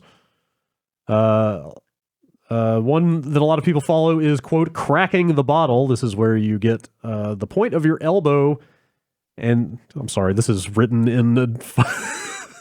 I should just read this verbatim instead of trying to transliterate it into American English. Yeah. Cracking the bottle. This is when you get the point of your elbow and hit it hard off the bottom of the bottle, resulting in a cracking noise. People believe that this causes glass fragments to enter into the liquid, and that helps the alcohol enter into your bloodstream a lot quicker. What? Yeah, man. If you're bleeding and you pour alcohol on That's true. the Really. wounds, it's, Another thing we do here is this. drink the bottle halfway down and top it up with a Red Bull to get even more caffeine. fucking A. Okay. Okay, that I can get down Yeah. with. So That's a life that's a life I can identify with. that's Scottish Friday night. Yeah. there for you. Fuck. Glass shards. I don't. Yeah, that seems like a bad way to go, but I don't know. Just eat some nerds first, and then Yeah. drink Yeah. the Buckfast. It'll be fun. Yeah. Sebastian from Norway. As a foreigner with an interest in gaming and internet culture, the fast food chain Sonic is something I have been aware of for a while. Sure. I have never understood what they are, so I was hoping you could enlighten me. What is a Sonic restaurant? Do they have anything to do with Sonic? If so, why is Sonic connected to this chain of restaurants? Is the food any good? And last but not least, do they serve chili dogs? They do They serve do. chili They dogs. totally do serve Absolutely. chili dogs. They are actually. not affiliated. I want to say they predate Sonic the Hedgehog. I think that's probably right. But they're let's see, like a drive-up style. Yeah. 50s, like They- pull up to the sure. like car hop style. Like Yes. they'll bring you a tray that hooks onto the window of your car, Right. Yep. and you Even- eat in the car. Even the logo's got that. Yeah. So Kinda like everybody 50s has sci-fi look to their it. own like microphone that they talk to. Right. You know, the inside. the one that It's the nice one that was because in you my can go up there neighborhood, and it you can only look had at the driver's menu. side. You can look at the menu and at your leisure Yeah, press that button to talk to somebody. yeah. You're like, bring me out more chili dogs. Yeah, I totally forgot they have the whole drive-in motif. Like their website is literally sonicdrivein.com. Yeah. Right. The one that I went to relatively recently had the car hop service, but also had a drive-through, more traditional drive-through, Oh, cool. which was nice. To be clear, chili dog is not a common like fast food staple in the U.S. no, it's at But all. they definitely serve it. Yeah. Yeah. 'cause Hot I dogs even. definitely Yeah, get you one. can't get hot dogs at most. You got to go to an A&W. You want a hot dog. You got to go to a Wiener Schnitzel, which there are not a lot of those. Would a Dairy Queen have hot Dairy dogs? Queen, Dairy Queen probably does. have hot dogs. Dairy Queen does, There are yeah. not a ton of those out here either. 7-Elevens, yeah. Oh yeah, of course. Yes, The big bite is. You're getting out of the car to get one of okay. those. I mean, Burger King was doing hot dogs for a while. Yeah, too. they were. Shake Shack does a hot dog, I think. But then, That like, sounds right. Five Guys I want to does a say hot that dog. they like Oh, cut it okay. in half and fry it. Yeah. oh, They just opened the first Shake Shack here oh yeah, and like, like the marina. very recently. Yeah, like Cal Hollow, something like that. Yeah. Is the food good? The front, the front of Sonic. Oh shit! Tachos. The front of Sonic's webpage. Tachos. Tachos. They're A- nachos, but Described as a fiesta of nacho flavor on your tots. Damn it. yes. So I guess. God, Well, I was gonna say, like, I guess tots are kind of a Sonic thing, right? Isn't that like one of their big things? You they. get tater tots instead of fries. That's what I did when I went there recently. Yeah. Again, That's- the that's giant what I do. Bombcast aftermath was longer. Anyway, I got a burger that came on regular bread, a toaster, I think they Good. call it. Okay. Beautiful. Sure. And So ordered like it. Texas toast or like real thick? Yeah, or- not as thick as a proper Texas. It wasn't like walking into a Foster's Freeze or something, or, Right. or a Dairy Queen and getting that Texas Sure. toast. It was not, Okay. not that. It was okay at best. They put an onion ring on the burger, which Oh, no, caught me by that's- surprise as someone who does not like onions. It's a no bueno for you. But that's like in the first bite, I bit into it and I was like, "What the fuck is wrong with this?" Because I couldn't even realize like what the fuck had broken about this hamburger. And I was like, "Oh, blah blah." I had to peel the rest of the goddamn onion ring Sorry off it. about that. I got that. I got a corn dog that was disappointing. I got some mozzarella sticks that were disappointing, Mm. and I got some tater tots that were also pretty disappointing. Really? You had a bad run. Yeah, it was a pretty bad run. I've It had was the some- first Sonic run it was the first time I've eaten a Sonic in over a decade, I'm sure. I've made several visits to them, and they've mostly been good. Yeah. So I'm sorry. This was on my trip out to the hellish Walmart to pick up baby toys. So I was like, had the baby sitting next to me in the car seat. I'm looking over at her, just eating this bad food, just going, "Oh, this is You can get those Route stay asleep. You don't 66 want to see this." drinks. They're huge, and they're like one of the only restaurants that'll do like a diet cherry limeade for me. Wow. Yeah, It's fantastic. Put an actual lime in there. It's Quite a while. classy. man, so good. But yeah, I don't know. There used to be a Sonic in my town, and now it's a Round Table Pizza, I think. No, So it still has the parking spots for where the car hop Yeah. drive up used to be, but now it's just a parking lot for the shitty liquor store that's near there. And then there was an A&W that also had car hop service that is now, I think it's a Mexican restaurant. It's like the most cursed restaurant location in town. It was an A&W for years and years and years and years and years. And then when that failed, or it turned into, it was like a Greek place for a while, and it just like every 18 months, it's some other restaurant that sucks. I feel like Reinventing every small town has that one restaurant space that is just constantly rotating. Yeah. Right. And it's every iteration is, it's like, oh, let's go to the Greek place. Oh, this is fucking dog shit. What the fuck? Yeah. Rough stuff. Rough stuff. It's tough business. Yeah. That's dog food. It's rough stuff. Speaking of tough businesses, we talk about clipping in video game clothing, and we had a couple developers write in with some insight, if you would like to hear it. Let's start with Ollie in the UK. Did they promise to do better? This is sorry, guys. We've just been lazy. We'll fix it. Yeah. Hear him out. Okay. Hear him out and see what you think. Ollie in the UK says, I'm a game developer, and on the subject of clipping, it isn't a matter of simple horsepower to make it go away. In some cases, it is such as hair or loose cloth. The physics calculations can add up and become expensive, especially when you're trying to hit 60 frames per second on consoles. For things like armor and custom outfits, it comes down to tech art. Character models are skinned to a skeleton. Those clothes are part of this skinning process, and the clothes may have their own bones that can be animated or parented to the character so that they move with the character. The more outfits a character has, the more time is needed to hand edit and possibly animate the rigs of the clothing and equipment. Close bones. Games are too big and the fidelity is too high, so the manpower needed to make perfect costumes that don't clip is too big for such a small gain. Also, more bones cost more performance, and the more different rigs you have, the more memory is used. My motto is always that when making a game, you can do anything but not everything. Do anything but not everything. That's a good line. Yeah, that makes sense. That's true for most things. All about the bones. And then we've got another one here from Justin. I work at a AAA game studio, and there are 2 people dedicated to just rigging things like cloth, hair, and other items so that they move in a realistic way and minimize clipping. That's their only job. Additionally, there are several other people that work with them to help create tools.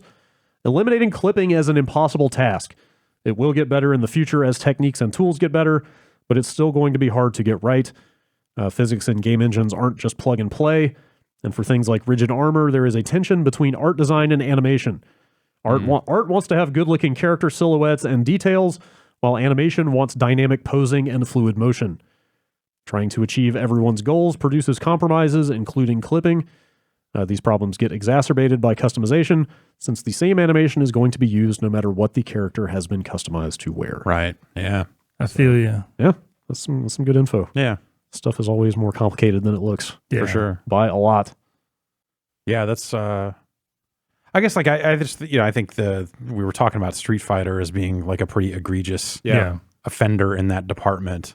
And that's the sort of thing that like once it got online and people were clowning on it, I would have thought that they would have been like, all right, they'll try and fix it. Especially a game that they've been, updating for years. It's a flagship. At some point, it's a flagship. It's a top tier fighting game. On top of that, like the thing I've always heard about fighting games is the characters are the game development, or like they are the design work. It's like. Well, you've got backgrounds, there are other things, but the character's hair is not involved in most cases. But like you're putting a lot more attention into these characters when that's kind of all there is in the game. Yeah. As opposed to, like an Assassin's Creed has a gigantic world with a zillion things going on, but fighting games are just like 2 out of 20 to 30 to maybe 40 characters. Mm-hmm. Like, and background stages. And, of course. I mean, Street Fighter runs into the costume stuff. Yeah, I was going to say, probably more than most fighting games. But it was like even the default costumes out of the box were like, exactly, what's going on with this? That's really what it is. That was a situation where it's like you're not putting your best foot forward when you're shipping default costume. And that game didn't like.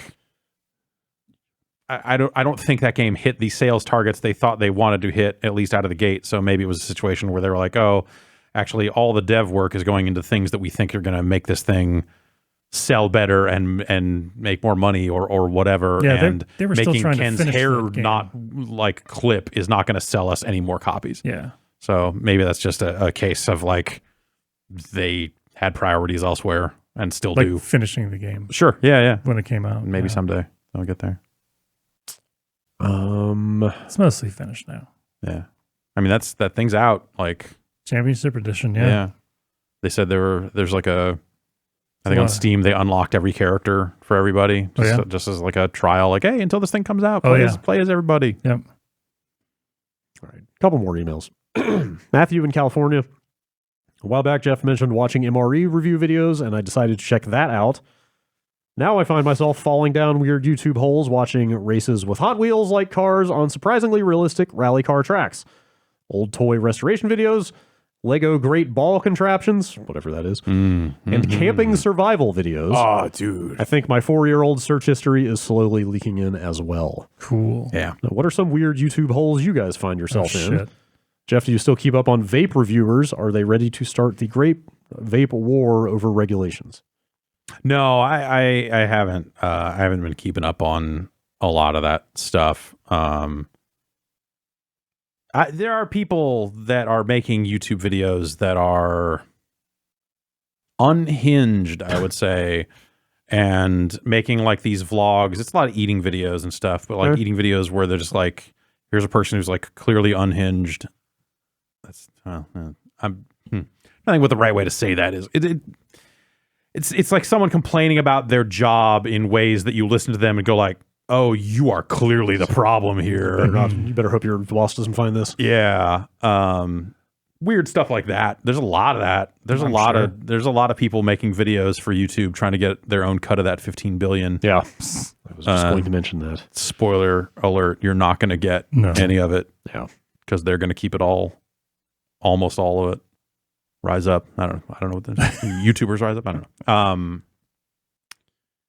Yeah, so I kind of got sidetracked into stuff like that of like, these people are genuinely... How do you find them though? Like, what's the search criteria? I don't know. My wife will find people sometimes. Okay. Like, you need to check this out. I'm like, oh man, what the hell? Or like it'll start as like, I'm going to eat and talk about my day. And like you get deeper into it. You're like, oh no, this person is like, oh wow. Like, yeah, there's a lot of weird stuff like that. And it's like, I don't post about it ever because like the minute you do, it's like people are going to go dogpile on them. Or you don't want it to just go like, viral. it just goes bad. Will Smith said he had gotten into watching Russian slap fight videos, like people taking hits specifically to see how many they can take before they go down. Okay. Like kind That of sounds fun. brain injury style. Oh yeah. Good. Brain injury. It's disgusting. I'm really sorry. There's pimple popping videos. all right. Okay. Good. I think Yeah.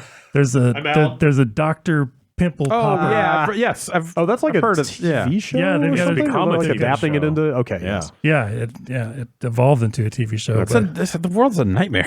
Yeah. But there's something just very soothing about it. It's disgusting, but I can't stop watching it when it's on screen. It's bad. I'm sorry. That's Gross. disgusting, but I support you. Yeah, it's gross. I don't suggest looking it up. your life. But No, I don't know. There's a lot of... I thought about going and looking for more people in the 40 chugging scene, but I feel like that whole thing got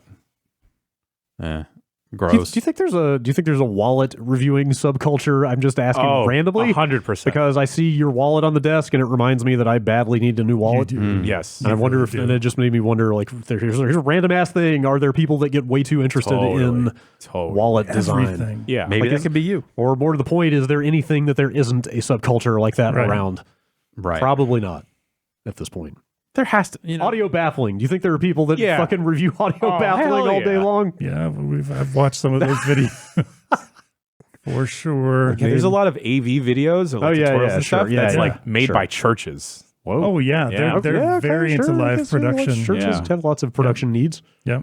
How to record When your we were worship. first learning like the X32, there was a lot of churches that were putting up tutorials and stuff. Yeah, it's funny. It's really cool. I was watching... Thank you guys.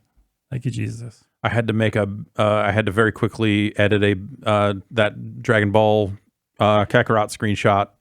Right. And found myself here at the office at like 7 p.m. watching some dude's content-aware fill tutorial because I realized that my Photoshop knowledge topped out around 10 years ago or something. And I was like, oh man, this is like a revolutionary tool that I've never bothered to use. And then I watched that and went like, oh, okay. And then it took me like 20 seconds to Yep. slap that shit together. Like, okay, cool. YouTube's the best. It's pretty. It's the best and the worst. pretty useful I when you think need. it is that mirror help. up to society that Yeah. you look Yep. at and go like, we're That's the scary part. capable of That's- so much, but here's what we're doing. I fell into a deep foraging and fishing YouTube hole.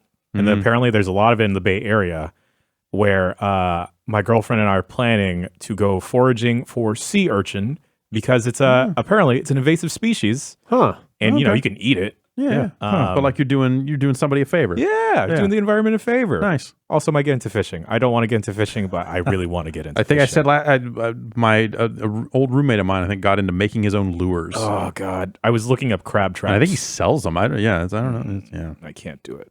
But I'm gonna. Crab traps. Get into start, getting out there and just catching as much abalone as you can. There's money in that. Yeah. So with sea urchin, right? That shit will run you like $40 plus for just like a little bit if you order it at a restaurant. But like the fishing limit in California at least is, so normally for like mussels and clams, it's just like 10. But for sea urchin, because it's super bad for the environment, they're like, fuck it, go for 30. Interesting. So just fill up a bucket with sea urchin. Is that per trip or per season? Do you have to like? Per trip. Fuck, man. Yeah, so like day to day, you could rack up like fucking hundreds of dollars worth. I think I have eaten enough sea urchin to know that I don't think I want to eat any more sea urchin. I don't even like sea urchin. Yeah, I'm gonna sell it on the side, yo. Kind of a musky flavor. Not Just gonna bring it in, have it at your desk. Have people Yeah. come by. Like, Yeah, you open want up to a buy a pop-up sea shop. urchin? Yeah. They look pretty cool too. Yeah. how about gooey duck? Oh no. No? I can't do it. No. No. Okay. Just making sure. Last email's from John. This may be the dumbest email I've ever sent. Great. But someone wrote in about Hello Kitty having a cat and that being weird. But Hello Kitty is actually a British girl in a cat costume, so her having a cat is not an issue. I'm sorry I know this, and I'm sorry I felt compelled to write in and curse you with this knowledge. That can't be right. I don't know what the fuck. I feel like citation needed on that shit. Like Yeah. you just can't send that in without like more explanation. Okay, Hello Kitty, British girl in cat costume. That's gonna give you something weird. Oh yeah. God, you're right. I Show should me. fucking safe search off. Safe search off. Oh God. Wait, here's a Bing it. article on the Independent.co.uk. Oh. Hello Kitty is not a cat, she's a British girl. No. What? Oh my God. Who's 5 apples tall? Well, then? yeah, obviously in a the one in shocking- the costume. In a shocking revelation, the toy maker has confirmed what no one suspected. She's a girl and British. No.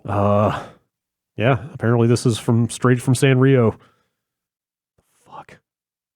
No. What's Bats Maru? Then. Yeah, what's Karopi? Yeah. Well, that's just a frog. Oh. Okay. All right. Fuck. Okay, so that makes something's real. Okay, good. that makes the Hello Kitty and Gundam crossover more plausible. Yeah, because I guess. it's they're both just Mobile wearing suits. big suits. Yeah. Yeah. Huh. Sanrio reached out to... Hey, just want to correct you on this. The revelation comes from Sanrio, the creators of the International Toy, who contacted University of Hawaii anthropologist Christine Yano, who was putting together a 40th anniversary retrospective of Hello Kitty. She told the LA Times, "That's one correction Sanrio made for my script for the show. Hello Kitty is not a cat. She's a cartoon character. She is a little girl. She is a friend. But she is not a cat. What? She's never depicted on all fours. She walks and Right. sits like a two-legged creature. Either of the other. She's a funny animal. She does have a pet cat of her own, however, and it's called Charmy Kitty. Okay. So, okay, we can confirm all of this now. I don't. There are things that are just Better off preserving the mystery. yeah. You know, I'm left with more questions. some rabbit holes are not meant to be. Did she make the descended. suit? Aren't her parents cats in one of the? Maybe it's not. I guess that's not Yeah. canon. Are But they on all fours? She's got a No. Then they're also people. she's got a Is it a whole cartoon show. family? Yeah. Hello It Kitty. was like the Hello Kitty parrots. Paradise or whatever. There was. And it was. What? She has a name. Hello Kitty is in fact a young London third grader named Kitty White, I think the name Kitty White has been around. who lives with her parents George and Mary and her twin sister Mimi. It's unclear if Mimi is an identical twin or a fraternal twin.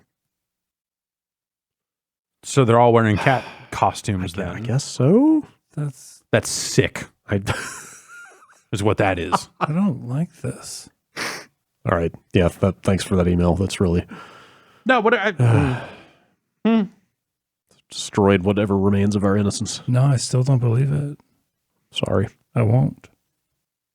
That's it for emails. Good. do the parents yiff? Like what? You know? Oh, come on. I'm sure. Let's just.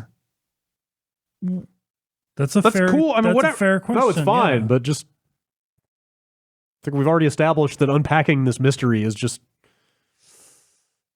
Unpacking. I don't. Speaking about unpacking, it looks like there's some breaking news. Uh-oh. A Dan Houser is leaving Rockstar. Oh shit! Yeah, Wow. Wow. Huh. just popping off right now. Couldn't stand Hello Interesting. Kitty being a little British Yes, girl. Yeah. So So His- Dan was primarily the like creative, like writing half, right? And Sam was the business side. Is that how that is?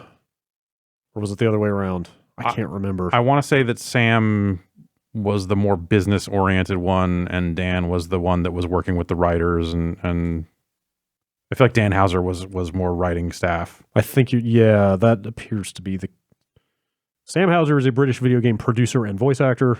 Well, Dan that's- Houser is an English video game producer, writer, and voice actor. Yeah, I think the way the Yeah. crediting typically worked on those games, or when they would be interviewed, Dan would be the one usually talking about the story and writing. Okay, Dan Houser, vice president of creativity for Yeah. Rockstar Games. Okay, so yeah, like was he the one that was always credited with like Laszlo and like Well, that whole team? Yeah, I think he would work with Laszlo, who was a radio personality. Wasn't he? I thought he also got writing credit. Like He had did. like a writing yes, credit on over Red Dead. time, he got Okay. in more and more, and I think there's a couple other names that like there's like a writing team or yes, something yeah, there. Yeah. But Dan Houser was huh? and so that was like he gave that quote saying like, oh yeah, we all just get together and work around the clock doing this stuff, and then he had to back off and say like, that's the writing team, that's just how we work, it's not crunched. God, stop. Right. Huh? I mean, think about this, and fucking who knows, right? But in a world where GTA Online is making so much fucking money, like I saw a post. It sounds Reddit. I forget where it was, but someone was saying like, "What do you think? How long do you think the story of GTA 6 was going to be?" And like my knee jerk reaction was like about an hour and a half because it's a tutorial for GTA Online 2. Yeah. Because like that thing is making so much fucking money. Do they even make another story-driven GTA? Yeah. Or do they need to? I mean, like that's, so you wonder like if a guy like that, or also he's been doing this for a very long time, maybe he's just done, like whatever. It's I don't. I mean, was he the one? Was he the one that I think he was that gave that quote about like, what do you do with a new GTA at this point? Yeah. In this day and age, Totally. Yeah. Maybe he was just like, all right, I have no more ideas. It's time to hang it up. Or hey, like I've made a whole lot of money doing this. Also that. And I don't, like I've made my mark. I can go on and do something else. Like it's time. Like I could see that.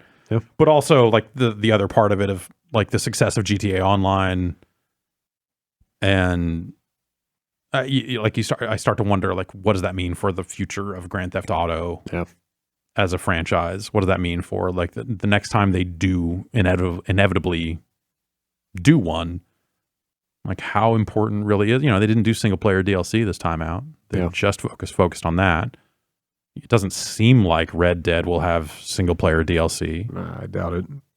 And they seem to be putting a lot of effort into that online. Like they basically have 2 online games going now. Right. Yeah. So if that's where they're going, like the writing, the creative and writing side of that is a very different thing than like writing a big crime epic. Right. So maybe that franchise is moving in that direction. He didn't like where it was going and said like, I'm done. Or also maybe it's just like, hey, I've done a lot of these games and you've paid me very well to do it, and now I'm going to not do it anymore. Yeah. I wonder. Yeah. You wonder if Sam Houser is far behind or if there was some split. Who knows? Who knows? Let's see. Okay, so this came out of Take-Two themselves. Yeah. Oh gosh, it came out of like an SEC form. Oh, I'm sure. Yeah. At this point, he's Not even wasn't even like a press release. yeah. Like here's That's a material departure or whatever they call it. Like here's Jason Schreier just linking to a Form 8K, Securities and Exchange Commission. Jeez. Yeah. Huh. Yeah, because I guess that's straight up like a stock price thing, right? I would assume. Yeah. Affect. Maybe he's going to be the new president of WWE. There you go. Their stocks in the shitters. They let both of their co-presidents go. Oh, Like I see. last week. Oh wow. Like there was not in a transition plan sort of thing. It was just like effective immediately. These two people are gone. Whoa. We had different visions for the future of the company. I'm Vince McMahon, pal. So I figured Dan Houser, Dan Reichert, probably your new co-presidents. Rolls right off the tongue. Yeah. XFL is starting this Saturday, you know? Totally separate. Oh. Totally different company. Definitely no overlap. Yeah. Okay. Ugh. Dan Houser definitely knows how to write ongoing storylines about Good versus evil. yes, and The anti-heroes. yes, Yes. a team of ne'er-do-wells. Mhm. Maybe. A lot of heist storylines in wrestling all of a sudden. Yeah. Yeah, man. I wonder what this means for the future of Rockstar and if they get out. And well, probably not. They're so secretive. Well, you know, It's not like they're going to be out there saying, "Well, here's how things are going to be now that he's gone." but also like the key people of Rockstar, the Benz. Yes, of course. He's at Amazon in some form still, probably. Dan Houser. Geronimo was out not that long ago Yeah. with those allegations and some other stuff. And so is it like, No, I didn't hear about that. is it just Sam Houser? As Like, far at as, what as far point- as like founding Like members, we talk about Blizzard, Yeah, not founding per se, but Yeah. like, the people that kind of were the or just sort of the faces. the top Yeah. tier of that executive, whatever yeah, whatever it you call does it. seem very much like the Blizzard thing. Of, like, Yeah, the it's like people. we were just talking about Blizzard and like what that means. Like at some point you go like, oh, well, wait, what is Rockstar? Right. If all those, who is going to write I'm sorry, not long, very short but large font emails complaining about review scores internally Yeah. if all those people leave? Yeah. Yeah. Somebody will figure it out. Yeah, they'll find someone new in there to be wildly irrational. All right. Well, on that note, let's call this an episode. All right. Thanks everybody for listening. Obviously, probably week off on the after show. Ben's out. We'll see. Maybe we can catch up later this week. That's right. If he's feeling a little better. We're in this new world now where the aftermath could be anytime. You never know. You never know when the aftermath is going to fall in your lap. That's right. So, yeah. Hopefully we can get that going later this week, but we will not do it today. Keep an eye out. And we'll I've got to go out and eat some bad food, so I have something to talk about. Oh, yeah. Honestly. Oh, man. I don't know how that show turned into a show that's about that. Originally, like, the idea was people are going to call in and ask questions about the site and video games and such. And like most things we touch, eventually it just turns into more Jack in the Box taco discussion. Just got to follow And it goes through a phase. Like, that's the arc, right? New Giant Bomb content goes through the fast food era, the energy drink era to the fast food era to the, the whole thing. It's like our equivalent of the Attitude Era. Yeah, exactly. Okay. Yep. Just The Giant Bomb cinematic universe. just like phases of the moon. Yeah. Very reliable. All right. Well, thank you everybody for listening. We'll Waxing gibbous. Yes, of course. We'll have a bunch of other stuff this week, so stay tuned for that. That Apex season starts. Yes. I want to look at that. That's right. Yeah. We might already started, yeah. might get back to some classic gaming challenges of yore Oh. later this week. I do like that. We will see. All right. All right. Well, thanks everybody for listening. We'll see you back here next week, same time.